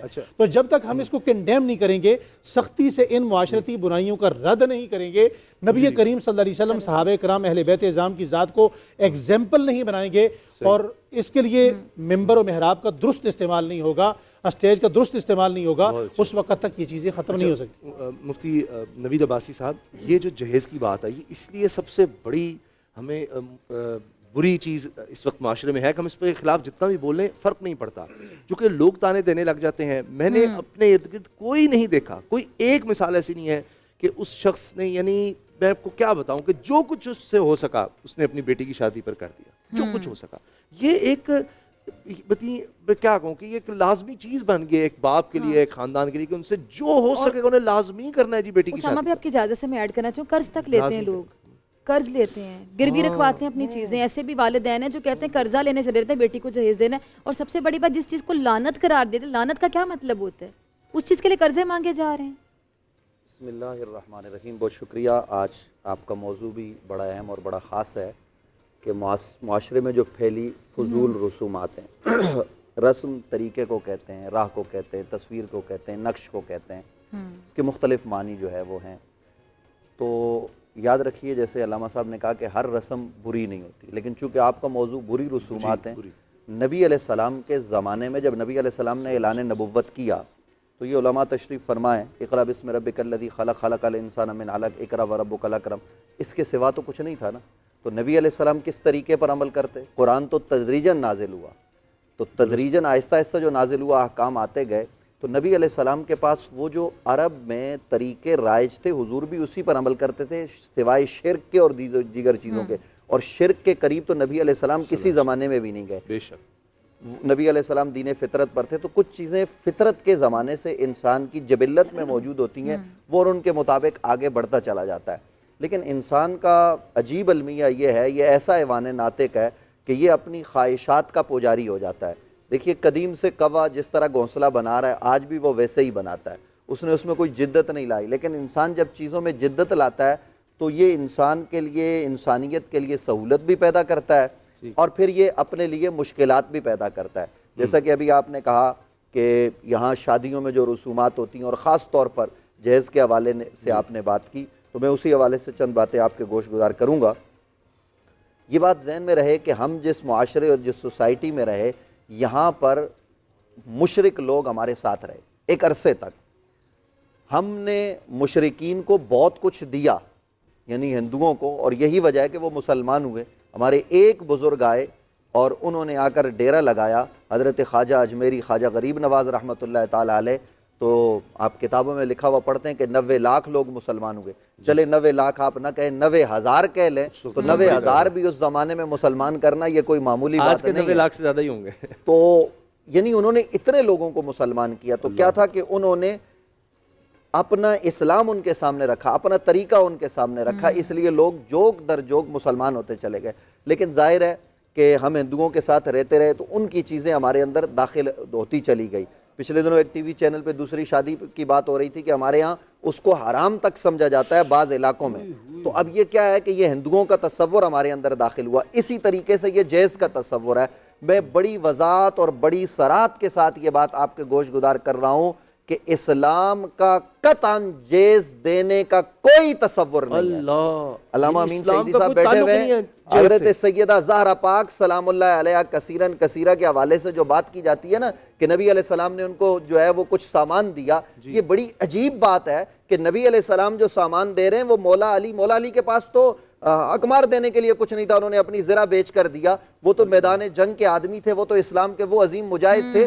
تو نبی علیہ السلام نے ان کو گھر کی ضرورت کی چیزیں دی. ظاہر ہے کہ بیٹی نے اور بیٹے نے رہنا ہے. نبی علیہ السلام نے حضرت علی کو اپنا بیٹا بھی بنا رکھا تھا, اگرچہ وہ چچا زاد بھائی بھی ہیں. تو یہ جو تصور کچھ لوگ کہتے ہیں کہ جناب یہ جو نبی علیہ السلام نے دیا اور اس کو سنت قرار دیتے ہیں, یہ میں کہتا ہوں کہ یہ بالکل شامل کروں آپ کی بات کو کہ آپ نے حضرت علی سے کہا اپنی زرہ بیچو, چونکہ دو چیزیں تھیں آپ کے پاس. کہا کہ دو چیزیں, تلوار مرد کی ضرورت ہے لیکن زرہ جو ہے وہ تمہاری ضرورت نہیں ہے, کیونکہ زرہ ان کی ضرورت ہوتی ہے جن کو اپنا بدن بچانا ہوتا ہے. اس لیے جاؤ زرہ بیچ لو. زرہ بیچی, جو رقم آئی وہ سلمان کے حوالے کی اور کہا کہ اس سے گھر کا سامان خریدو. تو گویا اگر کوئی جہیز کا تصور ہے تو وہ مرد کے پیسوں سے ہے, عورت کے پیسوں سے نہیں ہے. بالکل ایسا ہی ہے. اور نبی علیہ السلام نے اگر اپنے گھر سے اٹھا کے پانی کا گھڑا دے دیا تو آپ اس کو جہیز کا تصور کہیں گے؟ یہ وہ عجیب و غریب چیز ہمارے معاشرے میں رائج ہو چکی ہے. اسامہ بھائی آپ بھی بخوبی جانتے ہیں, آپ جو ہے نا وہ دوسرے پروگرام بھی کرتے ہیں کرنٹ افیئر کے بھی, تو آپ ڈاکٹر فضا دونوں جانتی ہے کہ معاشرے میں اس سے کتنی برائیاں, کتنے گھروں میں خودکشیاں ہو چکی ہیں, کتنی ہماری جوان بچیاں گھروں میں انتظار کر رہی ہیں. یہ علماء صاحب نے فرمایا کہ محراب و ممبر کا قصور, محراب و ممبر سے تو شاید آواز بلند ہوتی ہو, آج انہوں نے آواز بلند کی, میں کر رہا ہوں. علامہ صاحب ہم اپنی مساجد میں اپنے مراکز میں آواز بلند کرتے ہیں. اس کو ضرورت ہے کہ حکومتی سطح پر اس کے خلاف آواز بلند کی جائے. ہمارے ہاں ہر روز قانون سازی ہوتی ہے, تو ہمارا قانون ساز ادارہ پارلیمنٹ کہاں ہے کہ وہ اس حوالے سے قانون سازی کرے کہ جناب قطعاً کسی باپ کو مجبور نہیں کیا جائے گا کہ وہ جہیز دے. یہاں لوگ سود پر پیسے لے کر جہیز خرید کر دیتے ہیں, اور پھر اس شادی میں جو فضول رسومات ہوتی ہیں, آج کل آپ نے دیکھا ہے کہ معاذ اللہ ثم معاذ اللہ نکاح جو ہوتا ہے وہ تو اس کو بھی کوئی وہ رسم سمجھتے ہیں, حالانکہ یہ ثواب ہے, یہ عبادت ہے, لیکن اس کو بھی وہ رسم سمجھتے ہیں. اور اس کے علاوہ کوئی دودھ پلائی کی رسم ہے تو جناب اس کو ایسا جوڑا ہے تو سالیاں سالوں کے ساتھ بیٹھ رہی ہیں. یہ سارا شریعت کے ساتھ کھلواڑ ہو رہا ہے, اور یہ سب قطعاً حرام ہے, ناجائز ہے, لیکن ہم روز کرتے ہیں. پھر ہم یہ بھی شکایت کرتے ہیں کہ 2 مہینے بعد طلاق ہو گئی. تو جب آپ شادی کے اندر وہ اعمال سر انجام دیں گے کہ جن کا قرآن اور حدیث سے قطعاً کوئی تعلق نہیں ہوگا, پھر یہاں مائیوں کی پتہ نہیں کیا کچھ ایسی عجیب و غریب رسمیں کہ الامان والحفیظ. تو اسامہ بھائی گزارش یہ ہے کہ جہاں آج ہم بول کے اس پلیٹ فارم سے, میں یہ چاہوں گا کہ یہ علماء سب اس بات کی تائید کریں کہ جناب پارلیمان اس حوالے سے, ہمارا ایوان بالا اور ایوان زرین دونوں قانون سازی کریں باقاعدہ کہ جیز کے حوالے سے جو ہے نا وہ معاملات نہیں آپ ہوں کے گے. خیال تمام علماء اس پر اتفاق کریں گے اگر گورنمنٹ اگر ون ڈش پر ہو گیا, ون ڈش کیا اس سے کافی بہتری آئی, بہت بہتری آئی. دیکھیے نبی علیہ السلام نے جو شادی کا آپ کا خیال ہے سارے علماء اس پر متفق ہو جائیں گے اور بالکل کہیں گے کہ کوئی کہے کہ جی اس کو بالکل ناجائز قرار دے دیا جائے جہیز کو. یہ جو مولانا نوید عباسی صاحب نے بات کہی اس میں تو اختلاف والی بات ہی نہیں ہے, تو پوری قوم کی آواز ہے. میں اس میں ایک اور بات دیکھیں, باپ کے ذمہ کیا ہے. آج قوم یہ بھی پیغام دیں کہ شادی کے موقع پر باپ کے ذمہ کیا ہے. باپ کے ذمہ یعنی اپنی بچی سے مشورہ کرنے کے بعد بیٹی سے جب وہ مشاورت کر لیں تو اس کا رشتہ طے کرنا, حق مار مقرر کر کے ایجاب و قبول کروانا یہ مرد کے ذمہ ہے, اور جو دولہا ہے اس کے ذمہ صرف ولیمہ ہے, اور وہ ولیمہ 1 بکرے کا کرے یا 2 بکروں کا کرے. لوگ زیادہ ہو جائیں تو شوربہ زیادہ کر کے کھلا دے. یہ اسلام کا تصور ہے. یہ جو آج ہم 50 ڈشیں پکاتے ہیں اور پھر اس کو اٹھا کر ہم پھینکتے ہیں. ایک سوال آیا پینل سے, بڑا ایک کنٹروورشل سوال ہے, آپ پوچھیں میں پوچھوں, نام نہیں لیجئے گا, پھر آپ پوچھیں گے سوال. میں صرف میں پوچھتا ہوں کہ آپ سے مجھے اس طرح سے کہ آپ ڈرتی نہیں ہیں, میں ڈرتا ہوں.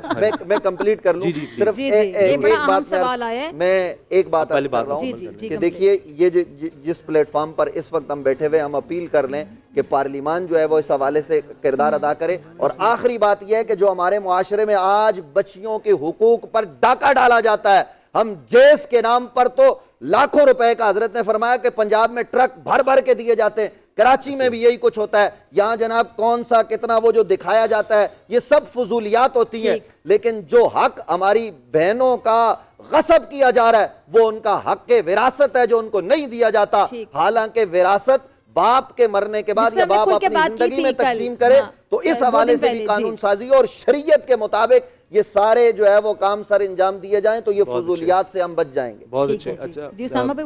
مفتی محمد وسیم صاحب, ایک بہت مشہور شادی ہوئی, بہت اس کا چرچا بھی ہوا, ہاں جی, حتیٰ کہ اتنی بڑی پاکستان کی تاریخ کی سب سے مہنگی شادی کہی جاتی ہے. سوشل میڈیا پہ آپ نے دیکھا ہوگا, پھر نوٹسز بھیجنے پڑے FBR کو کہ یہ انہوں نے تو اتنا دکھایا نہیں ہوا. اس میں ہمارے بہت ایک بڑے عالم دین ہیں وہ بھی وہاں پر تھے. تو جب علماء اس طرح سے جائیں گے تو وہ تو اس پر تصدیق لگ رہی ہوگی نا کہ یہ بالکل جائز ہے, ہونا چاہیے. اور پھر دیکھیں ایک آدمی وہ چاہتا ہے, اس کی چاہت ہے, کیوں نہیں میری بھی چاہت ہوگی, میرے کسی گھر میں شادی ہے, بچے کی ہے, بیٹی کی ہے, آپ جیسے علماء آئیں, میری بالکل ضرور, میری بڑی عزت کی بات. لیکن جب آپ جا رہے ہیں تو لوگوں کو تو یہ ہو رہا ہے کہ ہم ایسی کریں گے تو اتنے بڑے عالم آئیں گے. آپ جا کے بیسیکلی اس بات کو سیکنڈ کریں کہ بالکل ٹھیک کیا آپ نے, مطلب وہی مطلب بنا نا کہ آپ جا رہے ہیں تو اس کا مطلب شرکت اس بات کا ثبوت ہے کہ آپ اس کو غلط نہیں سمجھ رہے. بسم اللہ الرحمن الرحیم. بڑا اچھا سوال آپ کا اس حوالے سے. اس کا مختصر سا جواب دے کے پھر میں رسومات کے حوالے سے بات کروں گا. دیکھیے جو علماء ہوتے ہیں نا وہ ہیں پیشوا, ٹھیک ہے, لوگ ان کو فالو کرتے ہیں. تو وہ افراد جو کسی کی نمائندگی کر رہے ہوتے ہیں, جس کے پیچھے عوام ہوتی ہے, ان کو ان تمام چیزوں سے بچنا چاہیے جس سے لوگ شکوک اور شبہات میں پڑتے ہوں, یا وہ تمام چیزیں جو لوگوں کی دل آزاری کا بھی سبب بنتی ہوں, یا وہ تمام چیزیں جو شریعت کے خلاف ہوتی ہوں. تو اس لیے جو ہے ان چیزوں سے علماء کو اپنا دامن بچانا چاہیے. اصل میں گما پھرا کر ہم صرف شادی تک محدود نہ رہیں کہ بھائی یہ رسومات صرف شادی میں ہیں. نہیں, ہمارا معاشرہ اس سے بھرا پڑا ہوا ہے. بنیادی غلطی ہماری کہاں پر ہے, میں سمجھتا ہوں ہم سب سے زیادہ جس بری رسم میں ہم مبتلا ہیں وہ ہے ہماری ذہنی غلامی. ٹھیک ہے, ہم ذہنی طور پر ہم غلام ہیں, یہ ہماری سب سے بری رسم ہے. دیکھیں کوئی بھی جو قوم ہوتی ہے اس کی اپنی ایک شناخت ہوتی ہے, اس کی اپنی ایک پہچان ہوتی ہے, اس کی اپنی ایک تہذیب ہوتی ہے, ثقافت ہوتی ہے, ان کے اپنے رسم و رواج ہوتے ہیں. جو قومیں دوسروں کو فالو کرتی رہیں, ان سے کوئی چیزیں اڈاپٹ کرتی رہیں, وہ ہمیشہ مغلوب رہتی ہیں. بالکل ایسا اسلام آیا وَأَنْتُمُ الْأَعْلَوْنَ إِن كُنتُم مُؤْمِنِينَ. اسلام آیا ہے غلبے کے لیے. اچھا, اسلام جب غلبے کے لیے آیا تو اسلام اپنی ایک پہچان بھی لے کر آیا, اپنی تہذیب لے کر آیا. یہاں تک کہ دنیاوی رسومات آپ چھوڑ دیں, اگر میں عبادت کی بات بھی کروں تو نبی پاک صلی اللہ علیہ وآلہ وسلم نے یہودیوں کے ساتھ مل کر ایک دن روزہ رکھنے سے بھی منع کر دیا. یہ تو عبادت تھی نا, فرمایا نہیں اس کو 2 دن کر لو تاکہ تمہاری اپنی ایک پہچان رہے, کہیں ایسا نہ ہو کہ تمہاری اپنی شناخت کھو جائے. تو سب سے جو بنیادی چیز ہے نا وہ ہے ہماری ذہنی غلامی. ہم کیا کرتے ہیں, دیگر اقوام کی رسومات لے لیتے ہیں, ان سے آنے والی ان کی تہذیب لے لیتے ہیں. ہم یہ نہیں کرتے کہ ہم اپنی پہچان بنائیں. دیکھیں دنیا میں جو غالب اقوام ہوتی ہیں وہ اپنی پہچان بناتی ہیں, ان کی اپنی تہذیب, اپنی ثقافت ہوتی ہے. میں چھوٹی سی بات ایڈ کرنا چاہوں گی, جیسا کچھ رسومات ہم نے ہندوؤں سے لے لی, مطلب جہیز کا کانسیپٹ اسلام میں نہیں, لیکن ہم ہندوستان میں رہے اتنے سال, پھر ہم پاکستان بنا, ہم نے لے لی. میں پاکستان کی بات کر رہی ہوں, باقی عرب ممالک میں میرا نہیں خیال کہ جہیز کا کانسیپٹ ہے. یہی بات ہے. اچھا, اور اسی طرح انگریزوں کی ہم نے غلامی سمجھ لیں کی کہ ابھی بھی لوگ جو انگریزی بولتے ہیں ہمیں لگتا ہے کہ تعلیم کا معیار ہی کہ جو بچہ اچھی انگلش بول رہا ہے اس کا ایکسنٹ اچھا ہے تو آپ کا منہ کھل جائے گا, وہاں بھی کیا انگریزی بولی ہے. مطلب انگریزی کا اور آئی کیو لیول کا کوئی لینا دینا نہیں, انگریزی ایک لینگویج ہے. اچھا, اسی طرح جو ہے نا کچھ چیزیں ایسی ہیں جو لاشعوری طور پر ہمارے معاشرے کا اور ہمارے مزاج کا حصہ بن گئی, حالانکہ اس کو ہم رسم بھی کہہ سکتے ہیں, اس سے بڑی خرابیاں پیدا ہو رہی ہیں. مثال کے طور پر ہمارے یہاں یہ رواج بن گیا ہے بھئی کوئی کام وقت پہ نہیں کرنا ہے. اب آپ نے ایک تقریب کے لیے 10 بجے کا ٹائم رکھا, سب کو آپ نے جو ہے انویٹیشن کارڈ دے دیے, 10 بجے کا لکھا ہوا ہے, اور وہ تقریب آپ کی شروع ہو رہی ہے 11 بجے 12 بجے. حتیٰ کہ ہم اس حد تک ہمارا لیول نیچے چلا گیا, جو بندہ 10 کا سمجھ کے ٹائم پر آتا ہے اسے بیوقوف سمجھا جاتا ہے, فارغ, بڑا ویلا ہے. یہ ہماری خرابی ہے کہ بھائی ہم نے جو ایک ٹائم رکھا ہے, ٹائم کی پابندی ہونی چاہیے. اچھا, پھر ہماری تقریبات رات کو دیر تک ہوتی ہیں, یہ ہمارا سب سے بڑا المیہ ہے. اب صبح جس نے ڈیوٹی پر جانا ہے, صبح جس نے کام کرنا ہے, آفس میں جانا ہے, آپ رات کو دیر تک جگاتے رہے. اس میں دنیاوی تقریبات نہیں, میں مذہبی تقریبات کو بھی شامل کروں. ہمارے جو مذہبی تقریبات ہیں ان میں بھی یہی رواج ہو گیا, رات کو 2 بجے تک چل رہی ہیں, 3 بجے تک, 4 بجے تک چل رہی ہیں. اب اس سے ہوتا کیا ہے کہ صبح اٹھ کر وہ جتنی پبلک اس میں شریک ہے وہ اپنے آفس میں کہیں کام, فجر کی نماز تک فوت ہو رہی ہے. یہ ہم نے اپنے معاشرے کا حصہ بنا لیا. ایک اور بڑی خرابی ہمارے ہاں, جھوٹ بہت بولا جاتا ہے. مثلا کسی سے بھی کوئی بات کی جاتی ہے, کوئی اسے ٹائم دیا جاتا ہے ملنے کا, کوئی وعدہ کیا جاتا ہے, تو وہ اس ٹائم کے مطابق اس کام کو نہیں کیا جاتا, بلکہ نبی پاک صلی اللہ علیہ وآلہ وسلم نے ہمیں یہ حکم دیا کہ آپ تو ایک شخص کے ساتھ وعدہ کر کے 3 دن تک کھڑے رہے. آپ نے تو ہمیں یہ سکھایا, ہم اس کو بھی مذاق سمجھتے ہیں, یہ بھی ہماری عادت کا حصہ بن گیا. بلکہ اس حد تک ہو چکا ہے کہ میں یہ کہوں گا کہ ابھی بات کر رہے تھے مولانا صاحب کہ بھائی ہم دین کو بطور رسم لے لیں. میں یہ کہوں گا کہ ہم نے دین کو بھی ایک رسم بنا لیا ہے. جیسے رمضان کا مہینہ آتا ہے نا, تو ہم یہ سمجھ رہے ہیں کہ بھائی یہ بھی ایک رسم ہے, مہینہ آئے گا سب بس ملے جلے روزے رکھ لیں گے, اس طرح سے ہوگا اور گزر جائے گا. شب برات آ جائے گی, بھائی سب جاگتے ہیں ہم بھی جاگ لیں گے. نہیں بھائی, یہ دین اسلام اپنے اندر ایک حقیقت رکھتا ہے. ان چیزوں کو محض رسم بنا کر لے کر نہیں چلنا, ان کی اپنی ایک حقیقت ہے, اس کی اپنی ایک تاثیر ہے, اس سے اپنی زندگی میں ایک چینج لے کر آنا ہے, اس سے اپنے آپ کو بدلنا ہے. تو ہمارا جو دین اسلام آیا وہ اپنی ایک پہچان, ایک اپنی رسومات, اپنی تہذیب لے کر آیا. نبی پاک صلی اللہ علیہ وآلہ وسلم نے حجۃ الوداع کے موقع پر کیا ارشاد فرمایا؟ حضور علیہ السلام نے فرمایا تھا جو زمانہ جاہلیت کی رسومات تھی ان کو میں نے اپنے پاؤں کے نیچے روند ڈالا ہے. یعنی وہ پرانی شناخت ختم ہو گئی, اب اسلام تمہارے لیے ایک نئی شناخت لے کر آیا, ایک نئی پہچان لے کر آیا. اب تم نے دنیا میں رہنا ہے تو اپنی پہچان کے ساتھ زندہ رہنا ہے. تو مسلمان کی شناخت تو سادگی ہے, اس کا مطلب ہے سادگی. چونکہ آپ نے سوال کیا مولانا وسیم صاحب سے, مولانا وسیم صاحب مسئلہ تو ٹھیک بتایا لیکن اس شادی پر پہنچ نہیں سکے. دراصل میں وہ جن کی شادی ہوئی نا, آپ نے جو اشارہ کیا وہ اور ہم ایک ہی چیمبر کا حصہ ہیں. گزارش یہ ہے, وہاں پہ بہت سارے علماء نے بائیکاٹ بھی کیا, اور جس مولانا صاحب کی آپ بات کر رہے ہیں میں نام ان کا بھی نہیں لینا چاہتا, جن کی شادی ہے نام بھی کسی کا نہیں لینا چاہتا, انہیں کہا بھی کیا کہ آپ جس شادی میں گئے ہیں یہاں آپ کو جا کر ان کی رسومات کا رد کرنا چاہیے تھا. ان کی حقیقی صورت حال یہ ہے کہ شادی کے کچھ دن بعد انہوں نے فون کیا رات کو, وہ سود میں اتنے دھنسے ہوئے ہیں کہ رات کو 2 بجے انہوں نے فون کر کے مجھے کہا, مجھ جیسے بندے کو انہوں نے فون کر کے کہا کہ جی دعا کریں, لگتا ہے ایسا ہے کہ اب تو ہماری گاڑیاں بھی ہم سے چھن جائیں گی, ہم سے سب کچھ لے لیا جائے گا. جن کی شادی تھی انہوں نے کہا جو کچھ تھا وہ جو کچھ تھا وہ اتنا ایک ڈسپلے تھا, اتنا ایک دکھاوا تھا, اتنی ایک ریاکاری تھی کہ ریاکاری کے علاوہ کچھ بھی نہیں تھا. اور میں اعلانیہ طور پہ کہتا ہوں کہ وہ مولانا صاحب ہوں, یہ مولانا صاحب ہوں, یہ مولانا صاحب ہوں, وہ مولانا صاحب ہوں, علامہ صاحب ہوں, کوئی بھی ہوں, ہمیں ایسے ہر پروگرام کو کنڈیم کرنا چاہیے, اس کا رد کرنا چاہیے. شریعت کے خلاف جہاں بھی ہو اس پہ کوئی کمپرومائز نہیں ہونا. ذمہ داری آ جاتی ہے نا, آپ کا ایک رول ہے. یہی چیزیں سٹینڈرڈ سیٹ کرتی ہیں. ایک منٹ کے لیے میں 1 منٹ آپ کا لوں گا, اگرچہ دیگر علماء نے بات کرنی ہے. میں گزارش کروں گا کہ علماء آپ کے معاشرے میں کردار کیا ادا کر سکتے ہیں. ہمارے پاس محراب ہے, ممبر ہے, برائی کو روکنے کے 3 طریقے ہیں. آپ اس کو قوت بازو سے روکیں, اپنی زبان سے روکیں, یا دل میں برا جانیں. اور دل میں برا جاننا یہ تیسرا درجہ ہے, آخری یہ ضعف کا درجہ ہے. پرابلم یہ ہے کہ ایک عالم دین سے آپ کیا توقع کرتے ہیں؟ علماء کرام جب کھڑے ہوتے ہیں تو آپ ان کو اٹھا کر جیلوں میں پابند سلاسل کر دیتے ہیں. تو جناب معاشرے کی برائیوں کے خلاف, حکومتی برائیوں کے خلاف, سود کے خلاف, یہ جو معاملات ہیں ان کے خلاف بھی ان علماء کو ہر ایک کو بولنا چاہیے. لیکن اس کے ساتھ ساتھ وہ اپنی استعداد کے مطابق بولیں گے, اپنی طاقت کے مطابق بولیں گے. باقی رہا معاملہ, یہ تمام برائیاں حکمرانوں کے سامنے ہمارے حکمران کہاں جو اتنی بڑی مراعات لیتے ہیں، اتنی زیادہ تنخواہیں لیتے ہیں. یہ 242 کا جو ہمارا جو ہے وہ ہاؤس ہے، وہ کس مرض کی دوا ہے کہ وہ کیوں اس حوالے سے قانون سازی نہیں کرتا کہ پاکستان میں شادی کرنی ہے تو اس طریقے سے کی جائے گی. ہم علماء ہی کو بلیم کریں. بیچارے کسی عالم دین کو دعوت دے دی گئی، وہ بیچارہ کیا کرے گا؟ مثال کے طور پر میں ایک شادی میں گیا ہوں، میں نے ان کو کہا کہ میں نکاح نہیں پڑھاتا. میں آپ کو ڈیفنس کی بات بتا رہا ہوں. میں نے کہا میں یہ نکاح نہیں پڑھاتا. میں چلا گیا، انہوں نے دوسرا عالم دین بلایا، نکاح پڑھا لیا. تو یہ ایک عالم دین کیا کر سکتا ہے؟ وہ تو آواز ہی بلند کر سکتا ہے، وہ تو صدا ہی بلند کر سکتا ہے. میں کسی کی حمایت اور مخالفت کی بات نہیں کر رہا.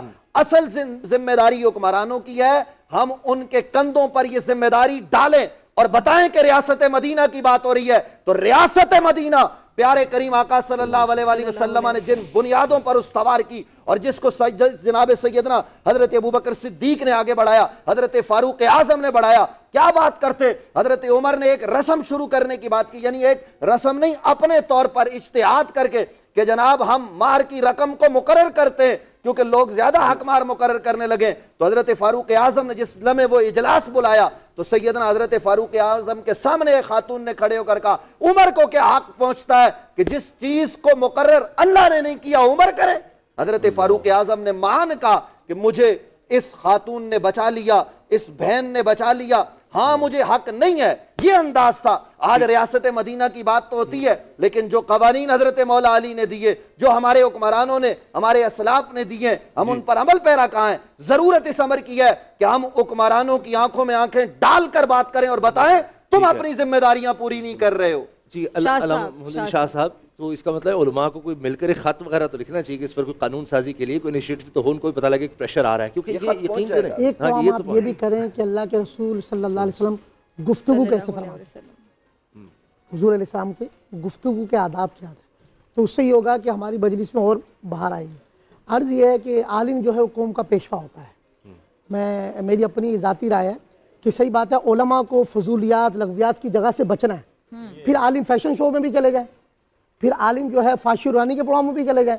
بھائی جہاں پر اسراف ہو رہا ہے، فضولیات ہو رہی ہے، اس سے ہمیں بچنا ہے، ہمیں اس کا بائیکاٹ کرنا ہے. ہمارے اکابرین کا طریقہ رہا ہے، ہمارے اسلاف کا طریقہ رہا ہے کہ وہ گناہوں سے انہوں نے کنارہ کشی اختیار کی. دیکھیں اسلام کتنا پیارا دین ہے کہ اللہ کے رسول فرماتے ہیں جو فضول بولنے سے روکتا ہے، من سمعت نجا. اللہ کے رسول فرماتے ہیں جو خاموش رہا اس نے نجات پائی. یہاں تک کہ بزرگوں نے لکھا ہے کہ خاموشی میں 70,000 حکمتیں پوشیدہ. یعنی امام غزالی نے زبان کی لرزشوں کے بارے میں فضول گوئی پہ پورا باب باندھا ہے کہ اس کا اسلام سے، دین سے، روحانیت سے کتنا. یہاں تک صحابہ فرماتے ہیں کہ جس کو حضرت عبداللہ بن عباس، ایک اور صحابی کا اس پہ قول موجود ہے کہ جب تم اپنے دل میں سختی اور رزق میں تنگی پاؤ تو سمجھ لو تم سے کہیں فضول جملہ نکل گیا.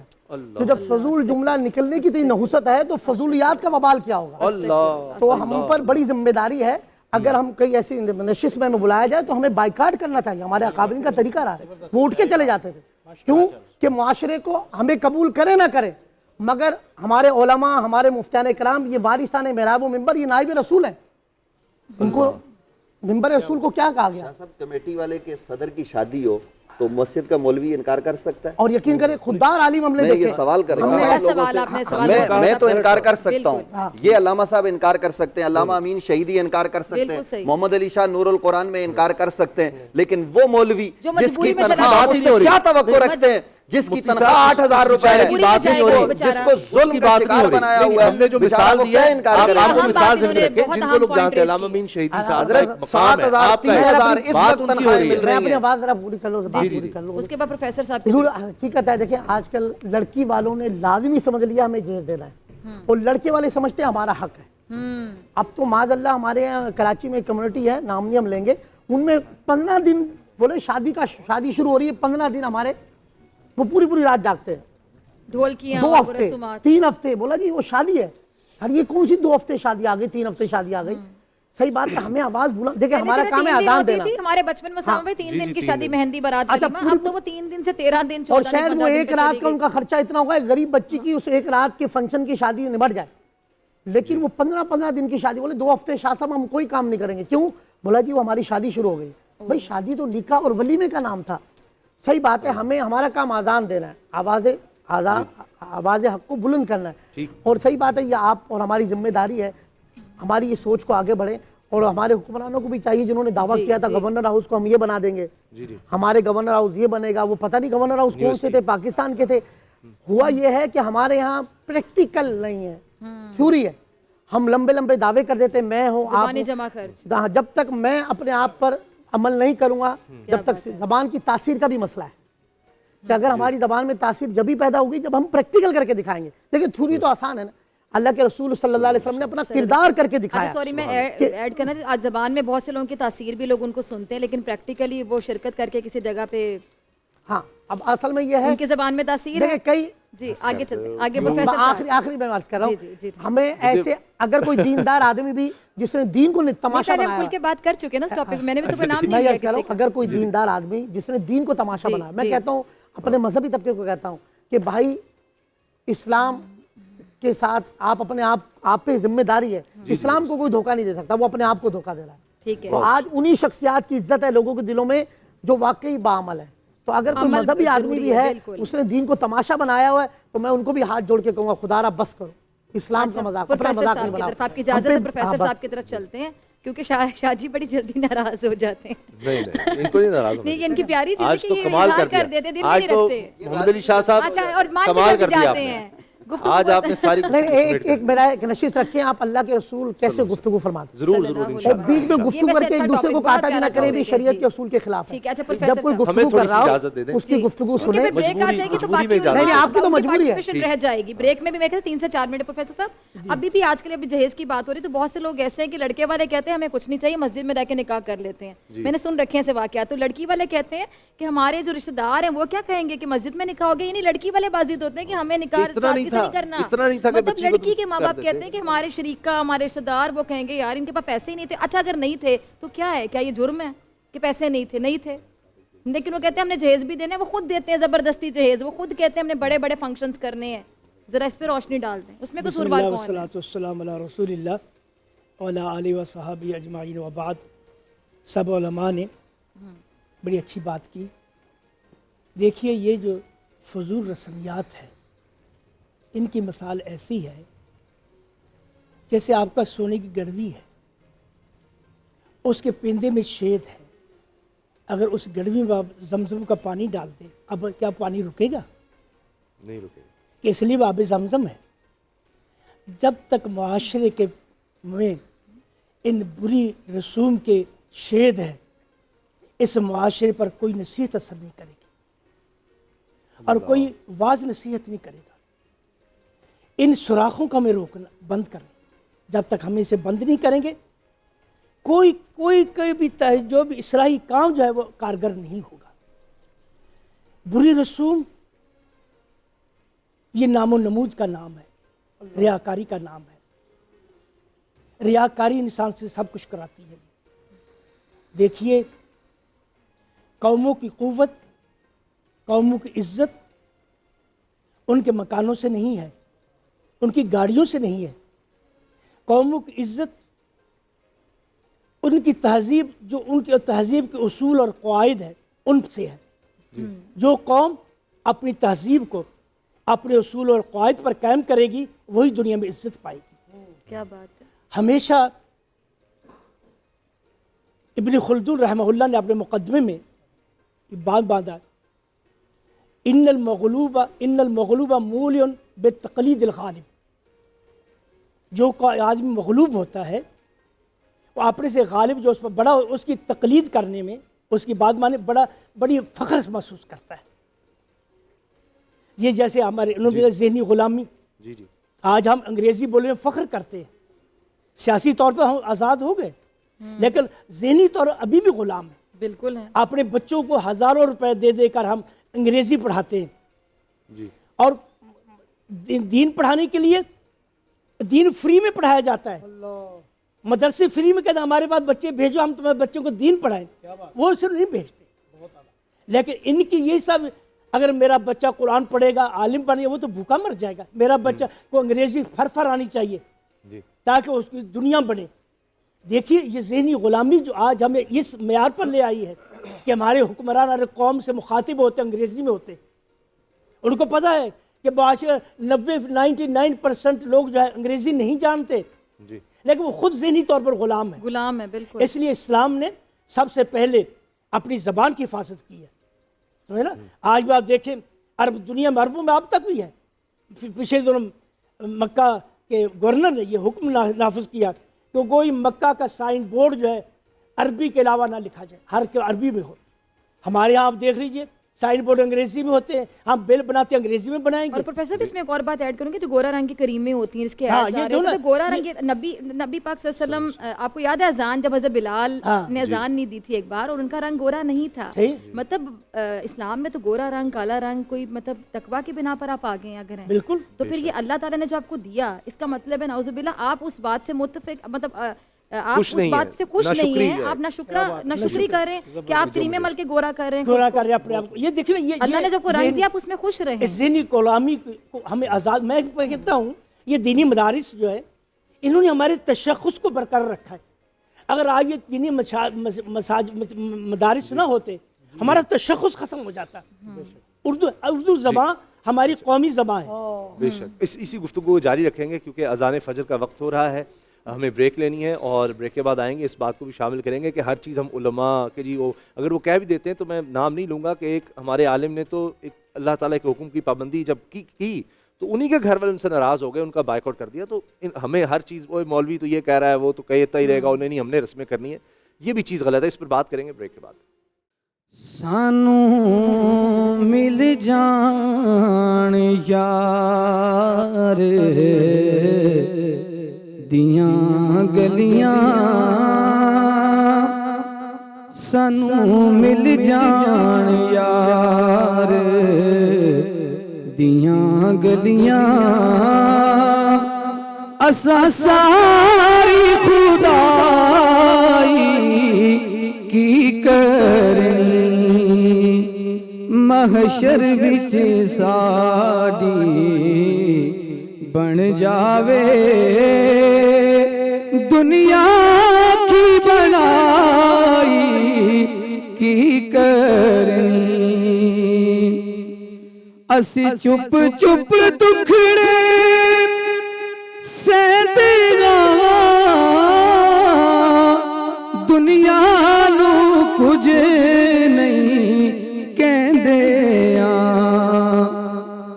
اسی چپ چپ دکھڑے سہندے جاواں،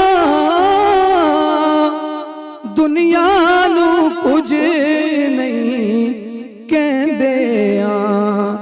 نہ آقا دا لیندے رہندے آں، نہ سوہنے دا لیندے رہندے آں. اساں غال دعائی کی کرنی، جس دن دیاں اکھیاں لا بیٹھے اپنا بھی غال گوا بیٹھے، جس دن دیاں اکھیاں لا بیٹھے اپنا بھی غال گوا بیٹھے، جند آقا دے نام تے لا بیٹھے، جند سونے دے نام تے لا بیٹھے. اساں غور کمائی کی کرنی، اور سرکار دے نال یوں لائے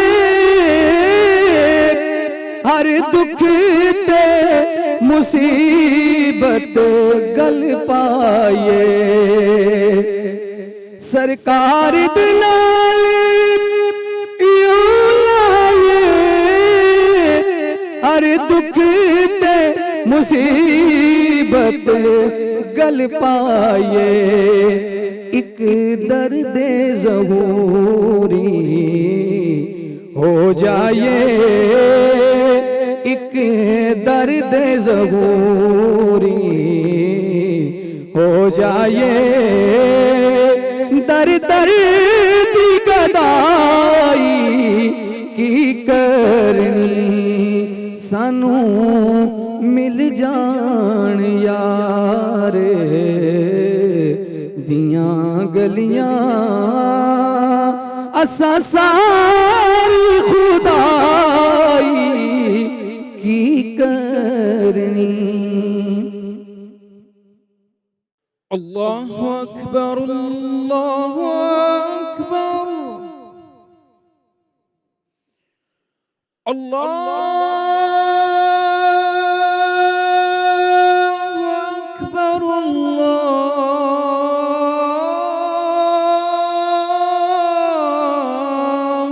اکبر اشہد ان لا الہ الا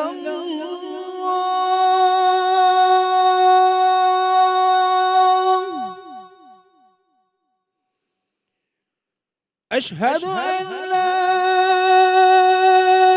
إله إلا الله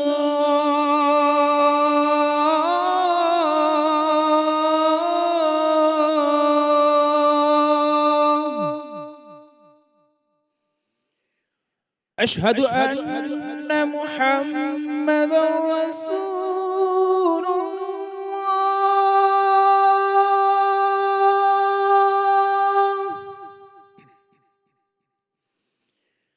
أشهد أن محمدا رسول الله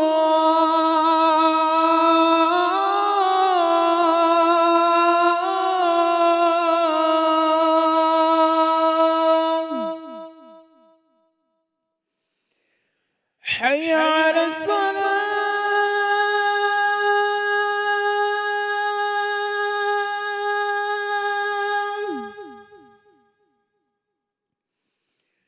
حي على الصلاة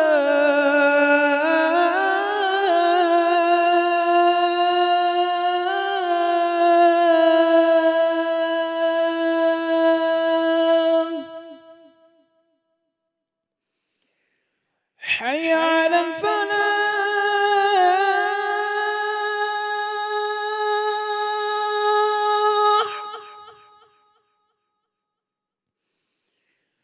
حي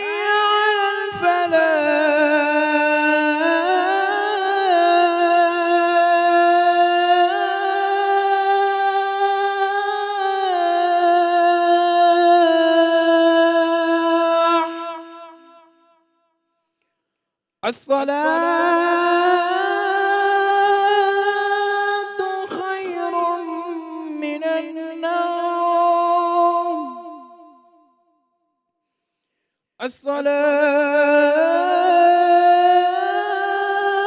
الصلاة خير من النوم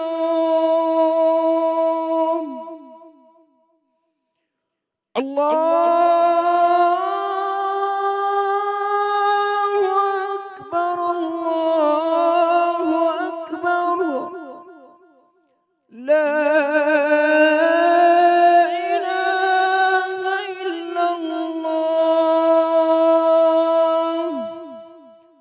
اللهم رب هذه الدعوة التامة والصلاة القائمة آت محمدا الوسيلة والفضيلة والدرجة الرفيعة وابعثه مقاما محمودا الذي وعدته وارزقنا شفاعته يوم القيامة إنك لا تخلف الميعاد.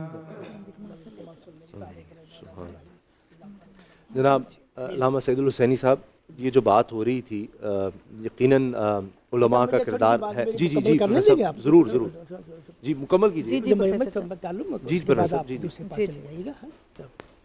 میں یہی عرض کر رہا تھا آپ سے، یہ معاشرے کے شید ہیں، ان کو بند کرنا ضروری ہے، تبھی اس معاشرے میں کوئی واعظ کوئی نصیحت اثر کرے گی.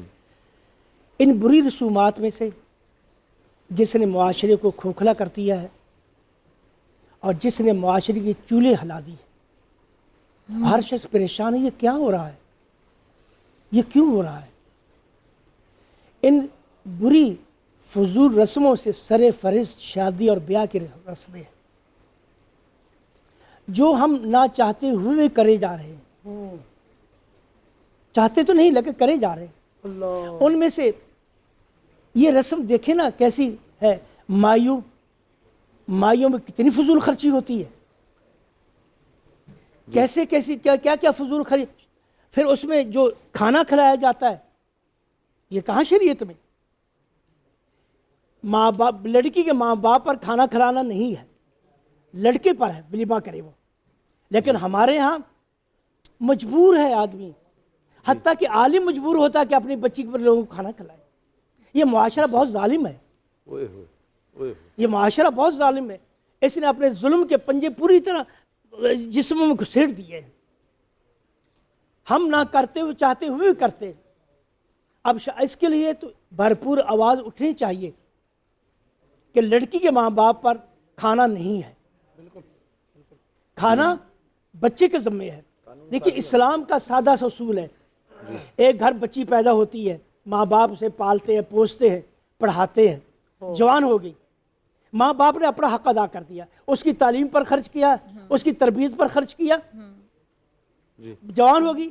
अब जो शख्स इसको ब्याने के लिए आएगा, इसको ले जाने के लिए आएगा, इस्लाम कहता अब उसके अखराजात का वो जिम्मेदार है। अच्छा मैं थोड़ी सी बात ऐड करना चाहूँगी यहाँ पे। तो शादी पे तो बात ही नहीं खत्म होती उसामा भाई। शादी के बाद ईदें जा रही हैं बेटी की, ईद जा रही है, ससुराल में नंदे हैं, देवर हैं, जेठ हैं, जेठानी हैं, सबके जोड़े जा रहे हैं।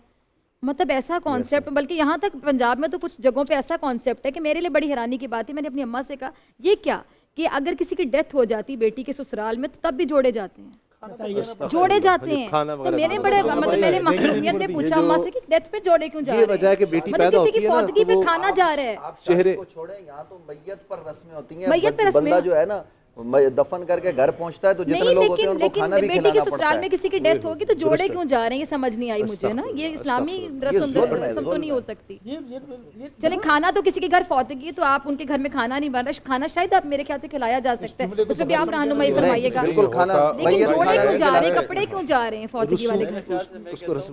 ये रस्म शादी में रसूमात होते हैं और उस पर जो पैसे खर्च किए जाते हैं, अगर वालिदैन या बहन भाई अगर ये कर लें कि ये तमाम पैसे उसके जो हक बनता है विरासत में उनका हक दे दें। मीरास में आजकल लोग अपने बहन और वालिदा और तमाम औरतों को महरूम रखते हैं विरासत में। अगर शादियों में जो रसूमात करते हैं उन रसूमात के बदले में वो तमाम अखराजात वो उसके हक में दे दें कि भाई ये उनका हक मेरे साथ है और ये मैं इनको दे रहा हूँ। तो उनके लिए घर खरीद लें, उनके नाम पे घर कर दें, उनके नाम पे कुछ कर दें जो उनके जो भी विरासत में हिस्सा बनता है। कुरान में हुक्म है, वो तो लाज़िम है। शादियां करवाते हैं, ये भी आपके यहाँ रस्म है। और हमारे मतलब है कि ये जो पहाड़ी इलाका जात है वहाँ तो औरतों के नाम पर मतलब है कि कोई हक ही नहीं है,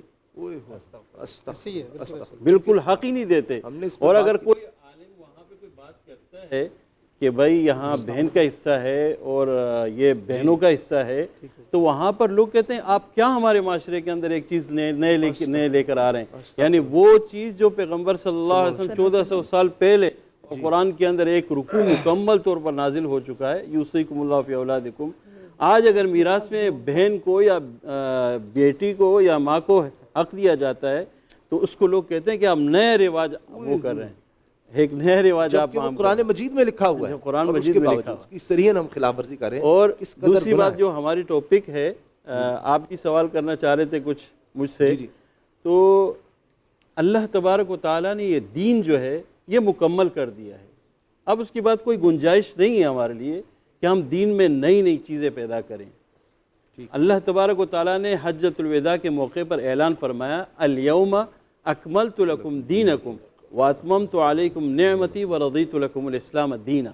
सुभान अल्लाह, मैंने ये दीन मुकम्मल कर दिया है और तुम्हारे लिए इस दीन को क़यामत तक के आने वाले इंसानों के लिए एक शरीयत और एक तरीक़ा बना दिया है। जज़ाकल्लाह, बहुत शुक्रिया मोहम्मद अली शाह साहब। दुआ और उसमें कि अल्लाह ताला हमें तौफीक दे, हमारे हुक्मरानों को भी जो लोग बैठे हैं कि इस पर कानून साजी करें, قرآن کے ساتھ شادیاں ہو رہی ہیں ہمارے معاشرے میں, اور وڈیرے اپنی بچیاں صرف اس لیے نہیں کہ جائیداد کا بہت بڑا حصہ لے جائیں. میرے دیہات میں یہ ہے کہ بچیوں کی شادی نہیں کرنی اور اس لیے کہ بھئی وہ جائیداد نہ بانٹنی پڑ جائے, پھر بچی پیدا ہوتی ہے تو اسی وقت سے شروع ہو جاتا ہے اب اس کا جہیز کا اکٹھا کیا جائے. آج آپ کے توسل سے میں ایک آخری گزارش کروں گا, اگر کوئی مذہبی آدمی مذہبی تشخص لے کر دین کا مذاق اڑائے, ہمیں اس کے ساتھ بیٹھ کے ویڈیوز نہیں بنانے چاہیے. ہمارے میڈیا والے بھی اس سے انٹرویو کرتے ہیں نکاحوں پر. مسئلہ یہ ہے کہ اگر کوئی شخص دین کے ساتھ مذاق کرے اس کی حوصلہ شکنی کریں. بالکل کریں. ہم اپنی سوشل میڈیا پہ ویورشپ بڑھانے کے لیے یا میڈیا کی رینٹنگ کے لیے اسی مولوی کو بٹھا کے اس کے ساتھ پروگرام کرتے ہیں جو لڑکیوں کے ساتھ بیٹھ کے ڈانس کی ویڈیو کس کی بات کریں. میں نے بھی پروگرام کیا تھا, لیکن میں نے پروگرام میں ان سے سوال پوچھے تھے کہ مفتی اپنے نام کے ساتھ لگاتے ہیں اور آپ ایسے کریں. میں نے اس خاتون کو بھی ساتھ بٹھایا, میں نے پروگرام کیا اور میں نے ان سے پوچھا کہ آپ کے نام کے ساتھ مفتی لگے, آپ ایسے کیسے کر سکتے ہیں. سوال اٹھانا تو فرض ہے نا. بالکل بالکل. جی اللہ تعالی ہم سب پر رحمت کی نگاہ فرمائے. بسم اللہ الرحمن الرحیم.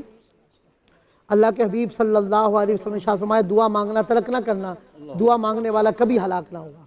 جزا اللہ عنا سیدنا و مولانا محمدا صلی اللہ علیہ وسلم ما هو اہلہ. اللہم رب اغفر وارحم وانت خیر الراحمین. لا الہ الا انت سبحانک انا کنا من الظالمین. یا حی یا قیوم برحمتک استغیث. یا رب البیت العتیق, اے رب کعبہ اشرائے مغفرت ہے, اے مولا ہمارے گناہوں کو معاف کر دے, ہم گناہ گاروں سے راضی ہو جا. اے مالک ہمیں گناہوں پر سچی توبہ کی توفیق عطا فرما. اے اللہ ہماری لرزشیں خطائیں معاف فرما. اللہم انک عفو کریم رحیم تحب العفو فاعف عنا یا غفور یا غفور یا غفور. یا رب البیت العتیق, اے رب کعبہ ہمارے حال زار پر رحمت کی نگاہ فرما. اے اللہ اپنے پیارے محبوب کی گناہگار امت کو بخش دے. اے پیارے اللہ اپنے پیارے محبوب کی امت پر رحم فرما. اے پیارے اللہ اپنے پیارے محبوب کی امت پر رحمت کی نگاہ فرما.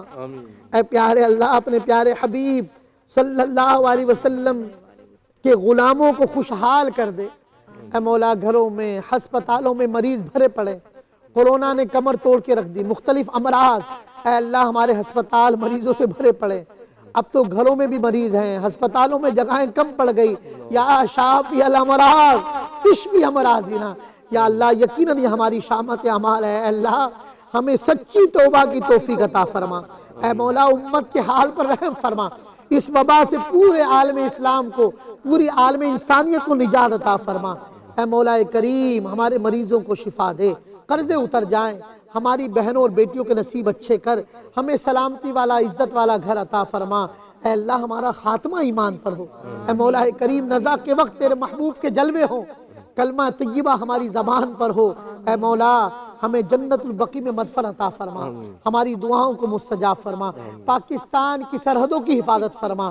اے اللہ ہمارے نظریے کی حفاظت فرما. افواج پاکستان کے قدم مضبوط فرما. پاکستان کو تا قیامت سلامت رکھ. فلسطین مقبوضہ کشمیر کے مسلمانوں کی غیبی امداد فرما. سبحان ربک رب العزت عما یصفون وسلام علی المرسلین والحمد للہ رب العالمین. لا الہ الا اللہ محمد رسول. بہت شکریہ ادا کرتا ہوں میں تمام علماء کرام کا کہ جس طرح وہ ہر روز ہمارے لیے وقت نکالتے ہیں اور اتنی زبردست اتنی خوبصورت گفتگو کرتے ہیں. اللہ تعالیٰ ہمیں عمل کی توفیق دے. اللہ کرے کہ یہ جو یہاں پر ہم یہ ان سے خوشبو ہمیں حاصل ہوتی ہے وہ پورے معاشرے میں پھیل جائے. تو جناب انشاءاللہ تعالیٰ آپ سے ملاقات ہوگی افطار میں, رمضان میں, بولڈ ٹرانسمیشن میں. اجازت دیجیے. اللہ حافظ.